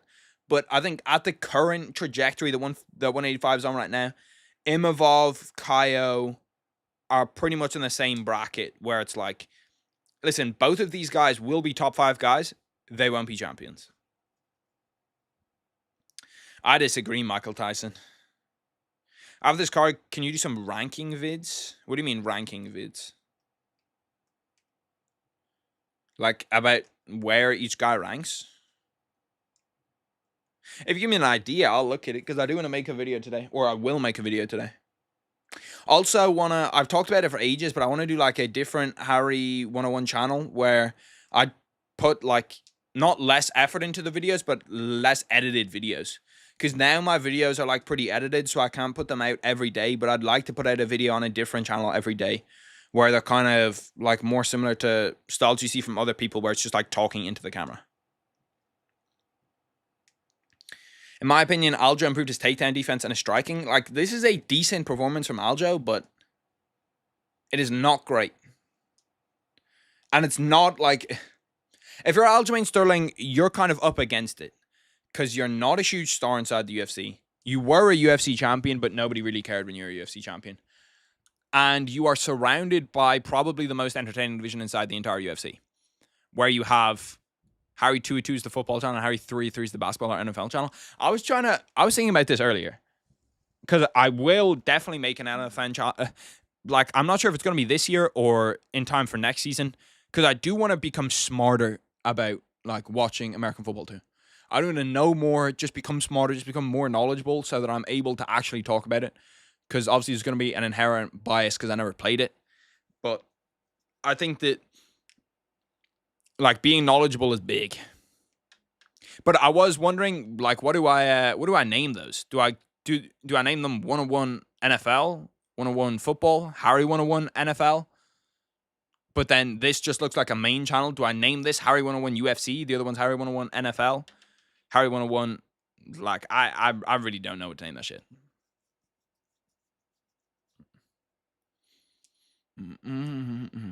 But yeah, I'd like to make content on every sport. I'd like to make content on legitimately every sport. It's really cute. It's really cool seeing you consistently gain subs and higher views. Your work is getting out there. I'm happy for you. I appreciate that, Charmaine. I appreciate that a lot. And I appreciate all the boys that like the videos, watch the videos, that like show love.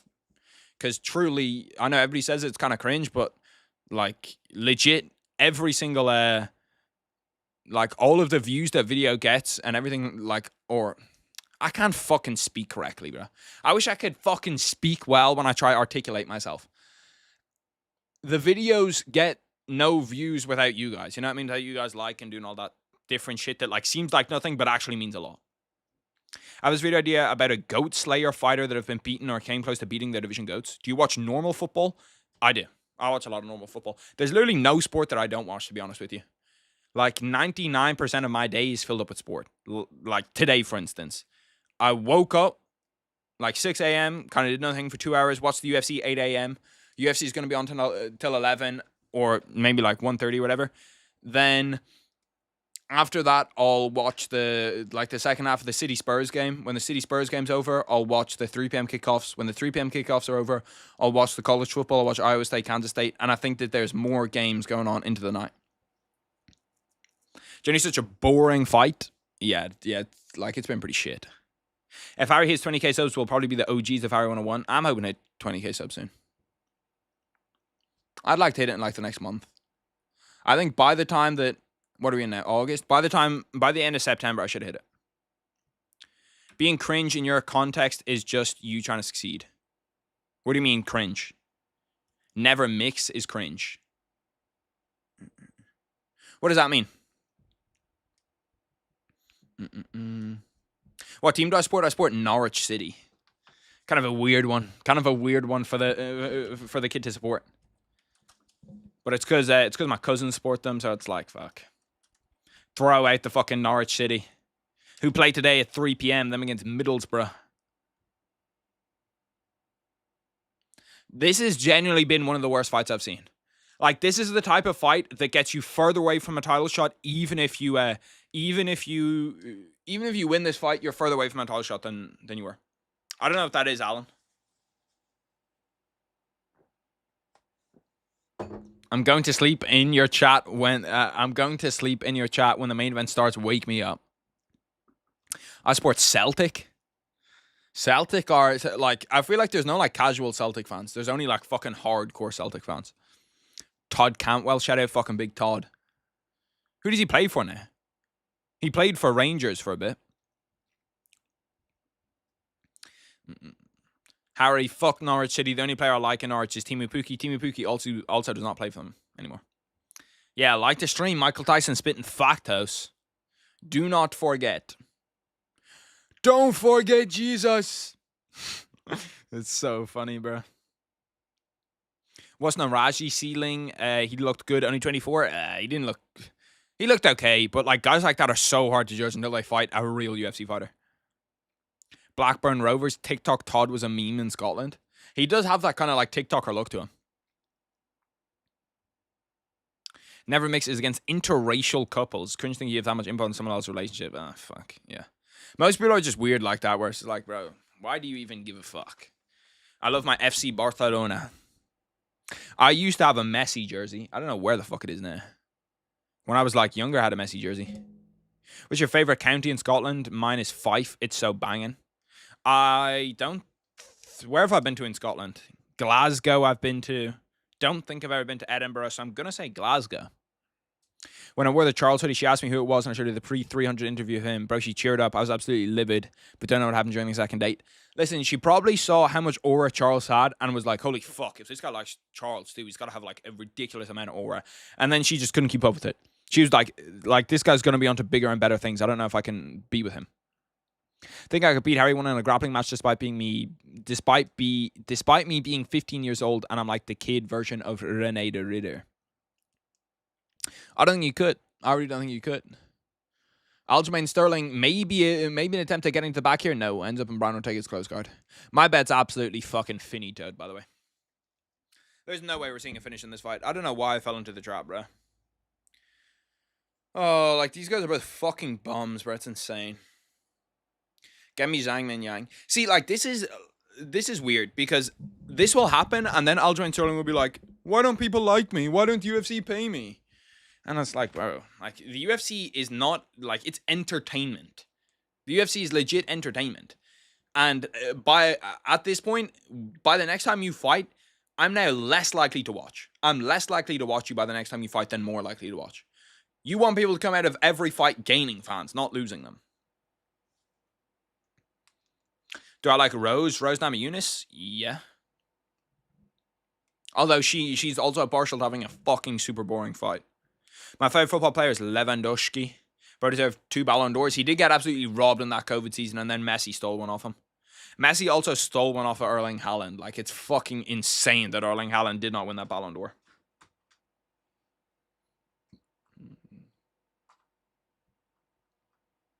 Now Aljamain Sterling's getting chased down by Brian Ortega, who nearly died to make 153. Like, this is fucking outrageous.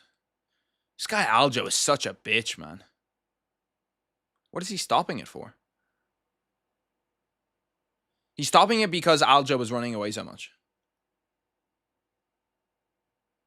Like, I hope this Aljo guy goes fucking bankrupt. What does your diet look like? Right now, I'm on the same diet that I used when I was, like, weight cutting for competition. So, I wake up, usually have black coffee. Then I'll eat. First meal that I eat is usually 125 grams of rice, like 150 grams of chicken, and 80 grams of corn. And then I won't eat for probably like 4 hours. Then I'll have a mini twister, 2 mini twisters.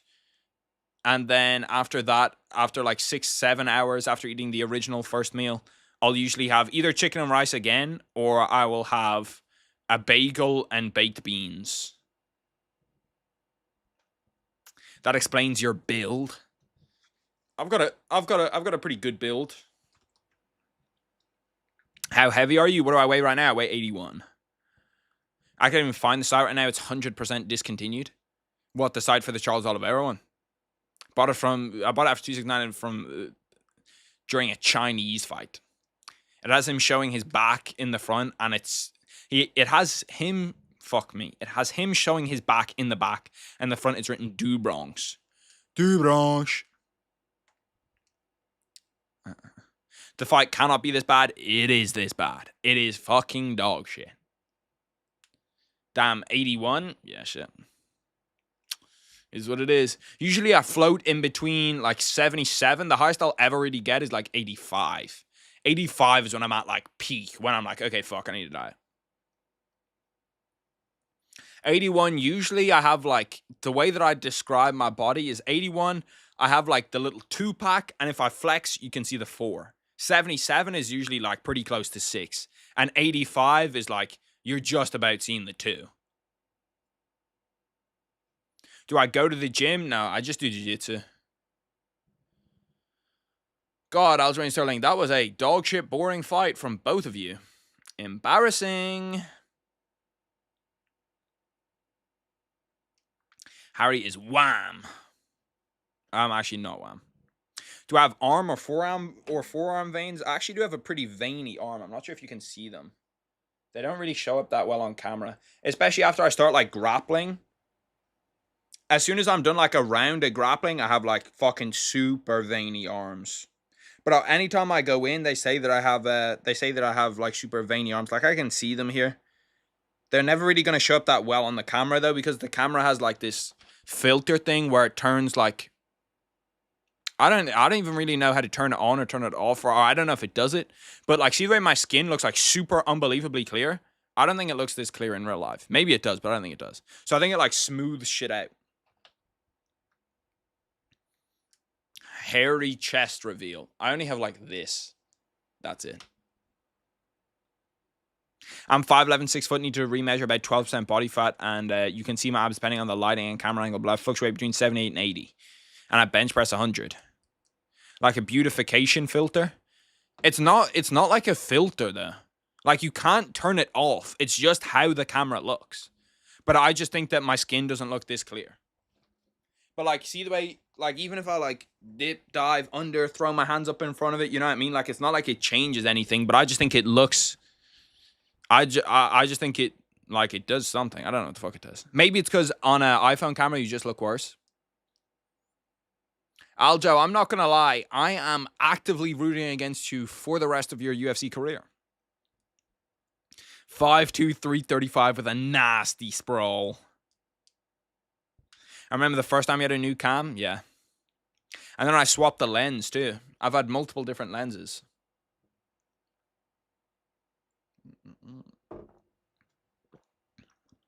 I'm 4 foot, 600 kg, 100% body fat. I wonder what's the highest body fat you can be. Can you be 100? Bro, this is when you know that the fights are fucking elite.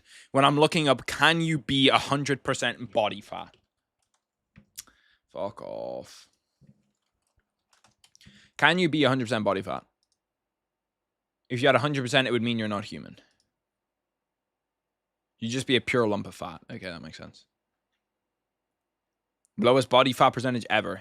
His autopsy reported a body fat percentage is 0. And for men, it's very low, 2 to 5%. Nobody should ever go below these percentages. Why are women allowed to be more fat? That's sexist. Why can women have 10 to 13%, but men can only have 2 to 5? That's bullshit. We're being held to unfair standards.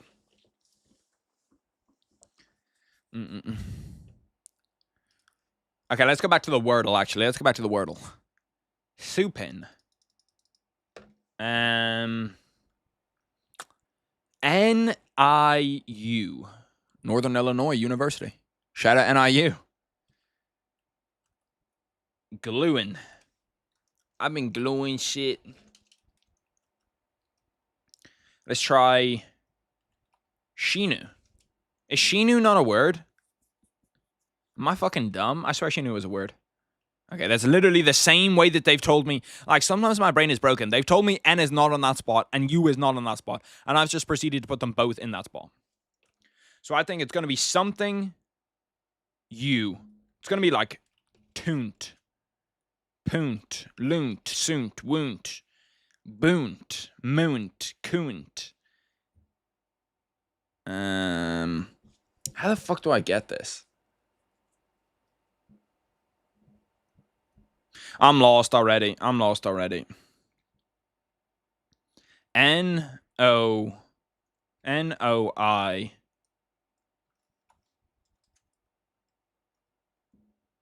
I feel like there's a word somewhere here, man. Noru? Bro, I fucking hate how my brain works as soon as I start playing this fucking bum-ass game. Bro, sir, Union. See, Diddy, you just looked that shit up, brother. We can't have you looking shit up. No way you're pulling out Union out of your ass. There's just no way. There's just absolutely no way. There's just no way. Okay, let's go to Fidel. Fidel's a real man's game. Fidel need to fucking step it the fuck up. Fidel are putting out bullshit recently. It's too easy. Like, Fidel, bro. my god, man. Fidel are actually fucking putting out bullshit. Oh my god, bro. Literally every game on Fidel is unbelievably easy, and then this one, they'll just give you something that's incorrect. They have Zang. They have Zhang Wei Li. Literally not even anything that's close.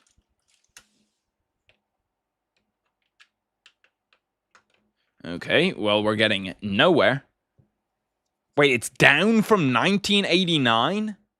This person's fucking 37? Down from 1987. Wow. Who's older than John Jones that's currently on the roster from the US? Cejudo? Cruz is definitely older. Older than 1985. Which means they have to also be either a heavyweight, a light heavyweight, a middleweight, or a welterweight. No, the lightweight division wasn't around in 2008. The lightweight division wasn't around in 2008. They have to either be, and going off process of elimination, if they're not a welterweight, they have to be a middleweight. So an exclusively middleweight that's old as fuck, over 40 years old. So a middleweight that's old as fuck and had a ton of fights from the US. I don't know what retired fighters they have in here. Old as fuck middleweight. Let me just go through the middleweight champions in my head. Anderson had that huge long streak. Chris Weidman's not 40. Jared didn't make his UFC debut in 2008. Anderson's not from the US. They do have Dan Henderson in here. Dan Henderson did fight at light heavyweight though.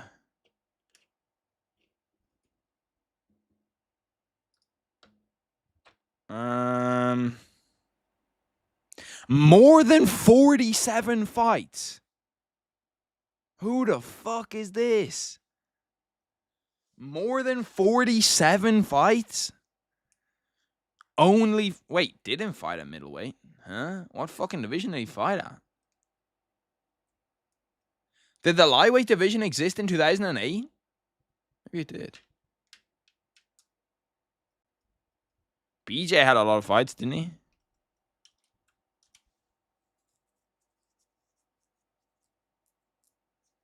How is it half... Well, yeah, okay, so it's a lightweight.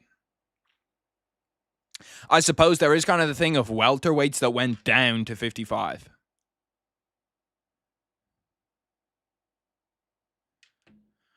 Oh, you want me to try? Okay, I'm checking really quick to make sure that it could actually be Jim Miller. I think it actually probably is, fuck's sake. It's Jim Miller. Jim Miller was correct. Jim Miller's debut year was 2008. That is insane. Average guesses today is 8.7. It took me 7. What would these clues have been? Grappler, UFC 314, A10. A10 I would have got it with for sure.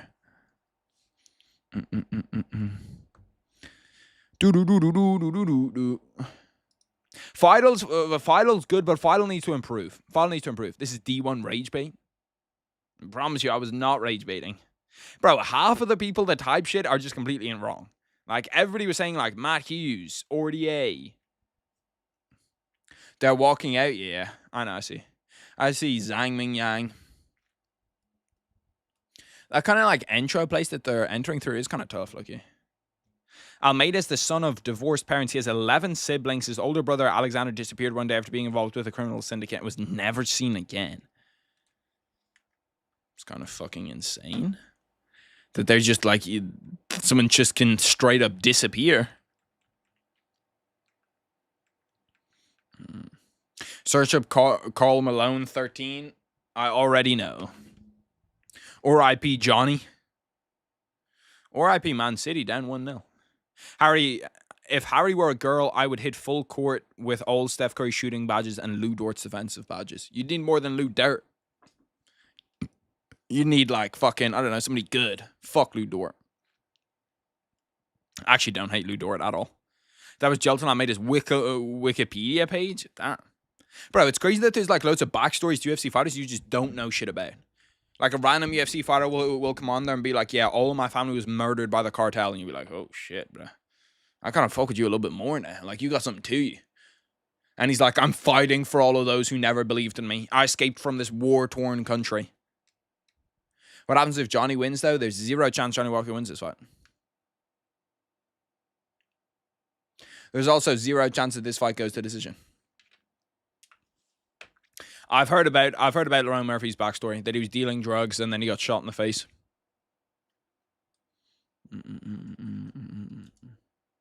I just got a slight spoiler. I'm gonna go over. I looked at Premier League to see who scored for them, to see who scored for Tottenham just there, and I saw, oh, the goal's literally happening right now. God, James Trafford, you are a fucking pagan. João Palhinha, 2-0 Spurs. Brennan Johnson, João Palhinha, Spurs down 2-0. Man City, not performing. Okay, let's go back to the UFC now. Let's go back to a real man's game. Okay, considering that I did just suffer through the rest of this shit. How are you calling my goat Shamil Gaziev a cat on last week's stream? He's a fucking pussy. The Suns say winning the NBA Finals. Facts. How are you having casual NBA takes? I don't have casual NBA takes. I thought my NBA takes were pretty good. Ankle Live was heartbreaking. He lost to dad when he was in 9th or 10th grade. Oh, why is the camera gone off? Oh my god, man. Just randomly, every once in a while, we'll just fucking hit the sheets, bro.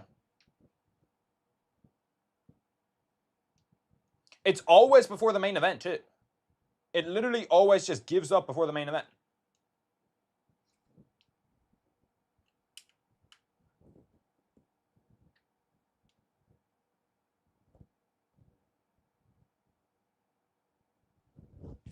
I think we should be good now. Let me check. I know the camera froze. I know. Bro, why does this camera freeze? Like, all the other cameras I've had have not done this. Even the cameras with this lens have not done this. I think it's because I'm using, like, the USB streaming shit. We should be back now. Carry, like, last week's stream.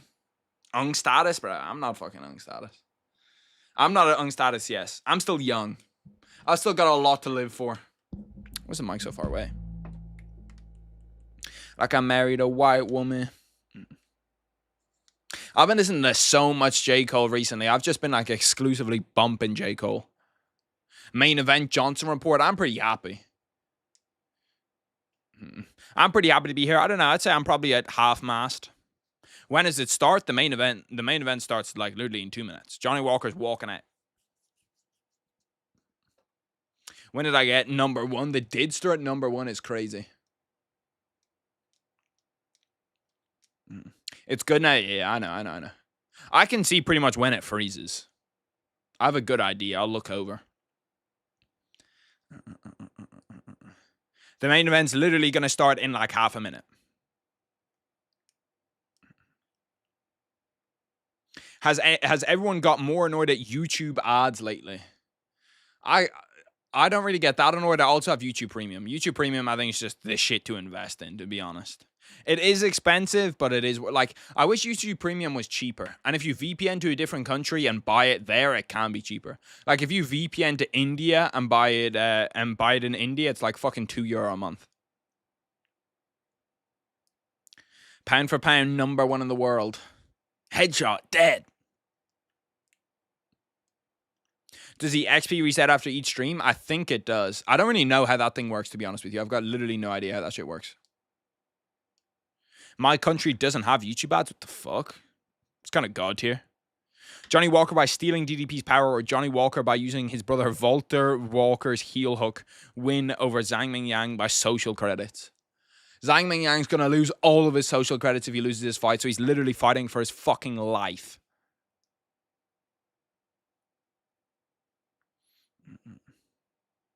Guess it's just me.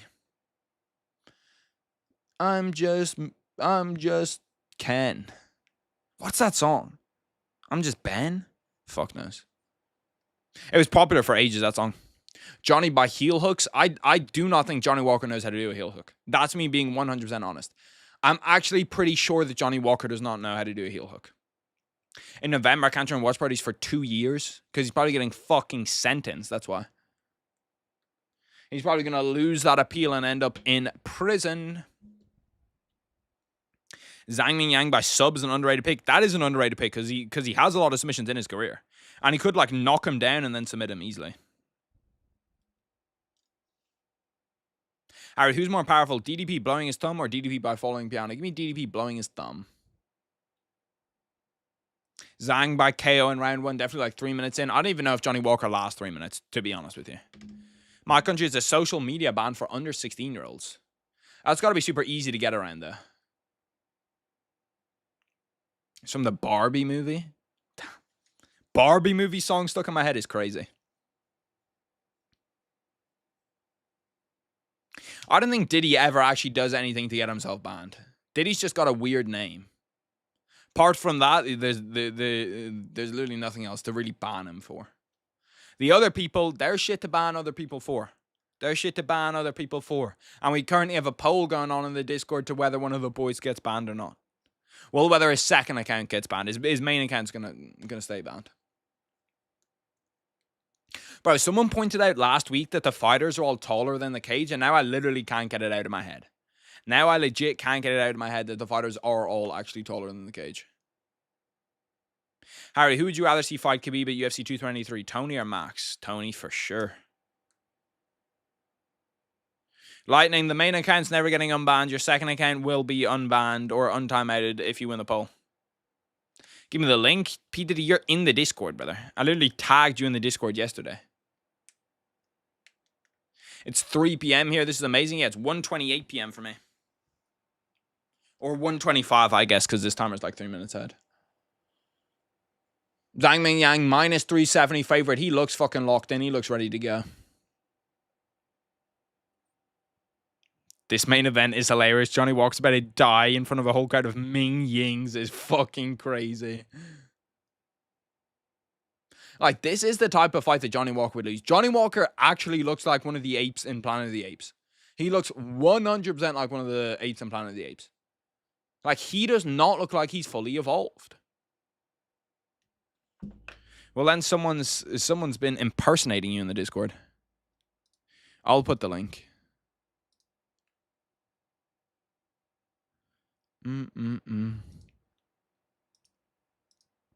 I never actually tweeted out that I was live. Fuck, well, whatever. Happens to the best of us. The Discord link is... Let me put it in. Bang, bang, bang. Johnny Walker, it's such a cool name. It is a hard-ass name. It sounds like a fucking, like, action star's name. Like a movie star. Walker about to ooga booga out of that ring is insane. I just downloaded Discord. P. Diddy, there's been someone that's been impersonating you. There's been someone that's been P. Diddy in the Discord.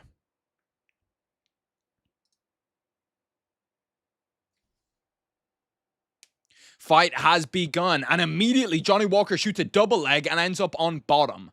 That does not surprise me at all. Johnny Walker just tried to shoot a double leg right off the start like fucking Khamzat chiamev and immediately ended up on the bottom. Like, how the fuck does he do it? Nobody, like, we will never see another fighter in history like Johnny Walker. We will legitimately never ever see a fighter like him.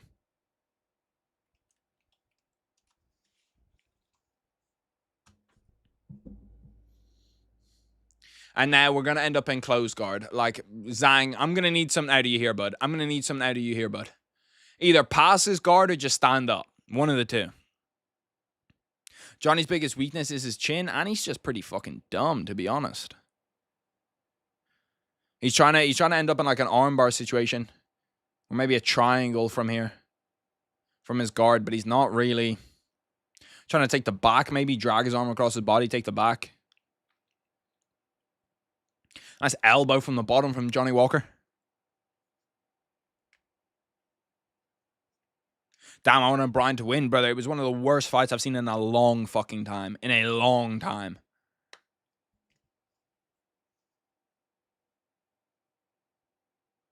3 minutes 30 left inside round 1.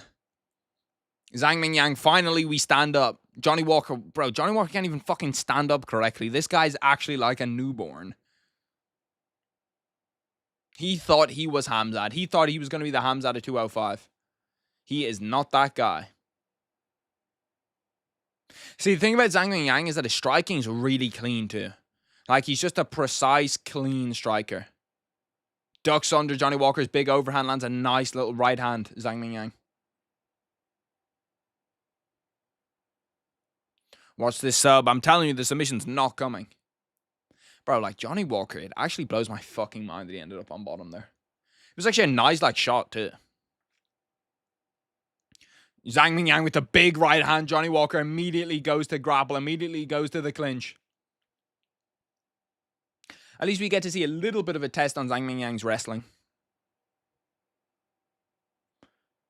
Johnny Walker trying as hard as he can to maintain this position and not get flipped over to the fence. Camera froze. Fuck. Oh my god, man. I'm gonna need to fix this shit, bro. I'm gonna need to fix this shit. I know. I hear you.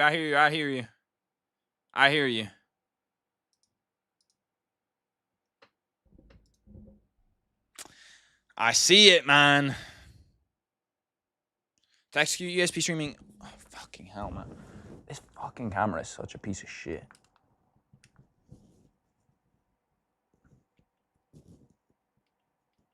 Bro, why are you doing this? Stop being weird. Oh my god, of course this happened in the fucking main event too. Like, you just can't make it up. You just could not make it up. And this is the main event we actually don't want to miss a second to. Okay, we should be back. Brother, there's nothing I can fucking do about it. I'm going to try to fix it for the next watch party. It must be something I'm doing. I think it's that the temperature is too high on it. I think it's because I'm keeping it in 4K and not putting it down to HD. Most of the time, I'll put it down to HD because this happens. It'll just overheat and then start freezing. But, yeah, hopefully this does not continue to happen because it is fucking annoying. Johnny Walker, once again, nice shot, gets stuffed immediately by Zhang Mingyang. Oh, big elbow by Zhang Mingyang. Johnny Walker's hurt now. Johnny Walker's backing up. 50 seconds for Johnny Walker. Johnny Walker just throws a fucking flying knee out of nowhere. Like, the shit he throws blows my mind. Johnny Walker needs to be tested. Like, they need to see what is going on in his brain.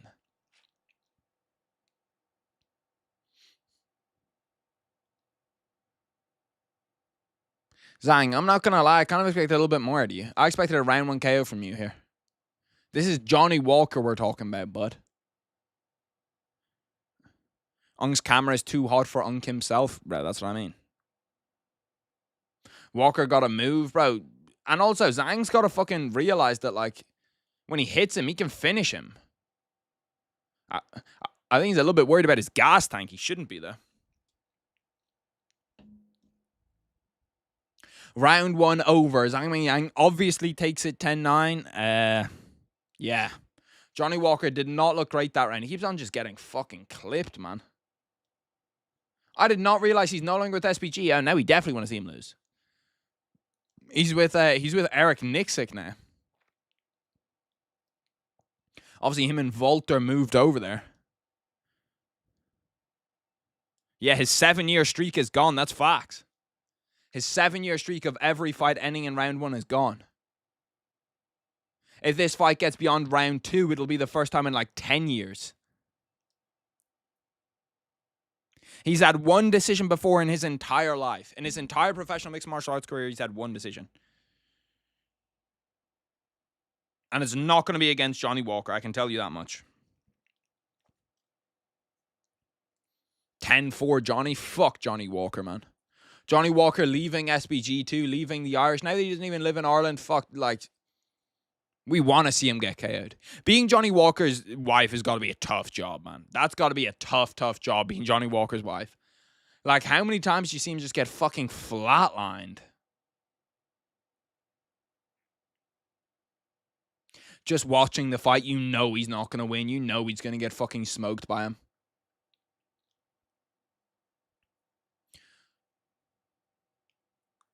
Bro, come on. Can we fucking start to push the pace here a little bit, Zang? Like, Jesus, why is this guy afraid to throw a punch? Bro, we're never having a card in China again. We're never having a card in China again. These guys are obviously, they're dealing with something externally. They're dealing with something that we can't see. There's no way all of these entertaining fighters all of a sudden just are afraid to throw punches. Like, this is such a slow fight. Honestly, bro, I think that we should stop having fight night main events be 5 rounds. These guys aren't ready for 5-round fights, bro. Like, these guys aren't ready for 5-round fights, and then when they get in them, they're so worried about gassing out that they just never follow up on anything. Like, Zhang Mingyang, if this is a 3-round, I guarantee you has KO'd him already. But he's just worried about his fucking gas tank. We mean how to chat on Super Chat. There should be a little, like, dollar icon if you want to send the Super Chat shit. I'd appreciate it. All the Super Chats are appreciated. And the memberships, for sure. Zhang has 16 strikes to the head, 5 to the body, bro. Like, come on. Stop smiling, brother. Stop smiling. This is not a smile thing. You're in there with fucking Johnny Walker and you can't KO him. You're bringing down my reputation as much as your own. Oh my god, he's got hurt by the calf kicks. His leg is fucked. Johnny Walker's about to win this fight. Johnny Walker's about to beat Zhang Mingyang because Zhang Mingyang can't deal with the calf kicks. If Johnny Walker wins this fight, oh my god. Johnny's swarming on him. He's thinking about stopping. He's telling him to react. He does get up onto a single leg. Oh my god, he got hurt by the... Oh yeah, he's going to drop in. He's going to stop this. He's going to stop it. Maybe he's not. Zhang Mingyang is on a single leg once again. He just got hurt badly though. Throw uppercuts, Johnny, you fucking moron. Oh yeah, he's done. He's done. Mark, the guy is done. Okay, stop the fight, bro. Jesus. Johnny Walker wins, bro. What the fuck is going on with the UFC? What on earth is going on with the fucking UFC?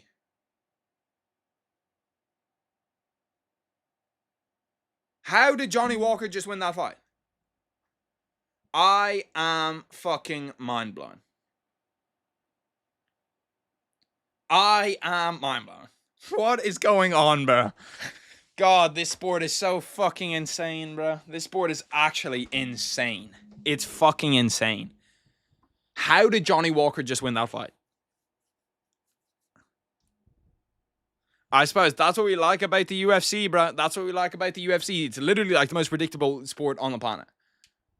Like, every single thing on the planet said that Johnny Walker was going to lose that fight, and somehow he wins. Walter in his corner, nearly crying. That's pretty cool.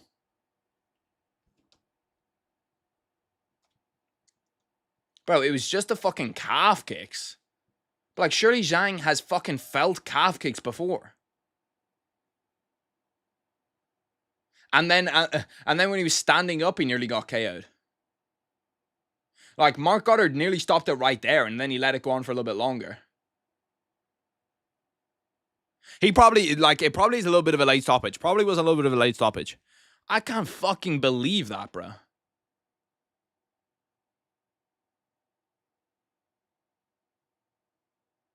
Eric Nixick didn't seem to be that fucking impressed with it. I literally cannot believe that. 205 has 0 prospects now. There's no one at 205. They just all suck. Johnny fucking Walker gets it done via KO. I might actually officially retire from predicting fights. Anytime that I say I know what's going to happen in a fight, I'm lying, bro. I am straight up lying to you. I have no idea what's going on with the UFC anymore. The UFC does not make any fucking sense. I don't know what to say. That makes no sense. That does not make any sense at all. What is this guy fucking jogging on the spot for? You just lost a -400 favorite in your own home country. You're probably getting sent to a fucking death camp now. He won't. He won't. China, please don't come for me. That was a joke, China. Do not come for me, China. Do not want any smoke, brothers. Please. Bro, I literally do not understand it. I'm lost for words. Shock doesn't even fucking start, huh? You say Azamat Mirzakhanov, he's 41. He's not a prospect. Bro, like, what the fuck just happened, bro? What just happened? Bro, he just, like, disgraced his own country. He's probably gonna get fucking shot for that. It's like in North Korea. Now we gotta book Johnny Walker versus the loser of Yuri versus Khalil. Walker hit a nerve. It has to be. I don't really know because, like, it wasn't like Sean O'Malley. Like the Sean O'Malley one, he hit it and then it was dead immediately. Like, he couldn't put weight on it. His one, he could put weight on it. It was just like it was hurt.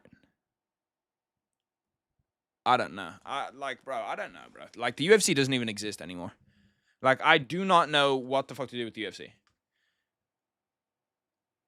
Like, how is this a sport? How is this happening? How is Johnny Walker winning fights? Knee injury? He just started fucking running on the spot. What do you mean knee injury?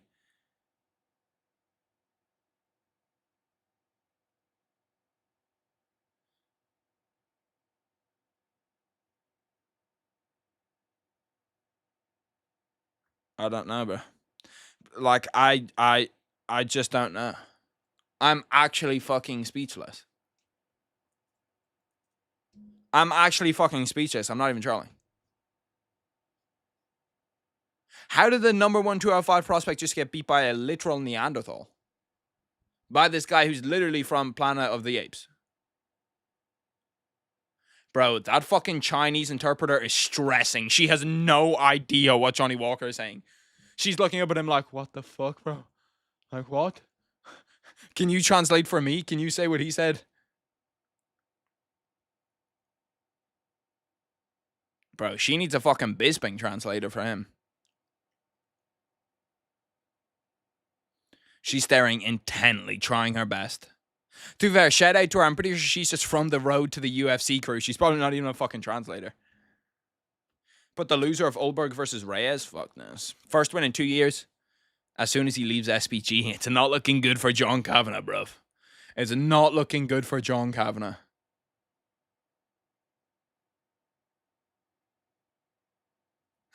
Bro, what kind of fucking ritual are they doing on the ground? I lost like 40 euros on this entire event. I lost 10, but I don't give a fuck. That was honestly worth it for the vibes. Anyway, boys, I appreciate everyone that tuned in. We will be back next weekend with another watch party for obviously, hopefully, some better fights. But yeah, that was a cool, fun event. Cool to have the UFC on. Had a good time. Appreciate all the boys coming through, showing love. Should have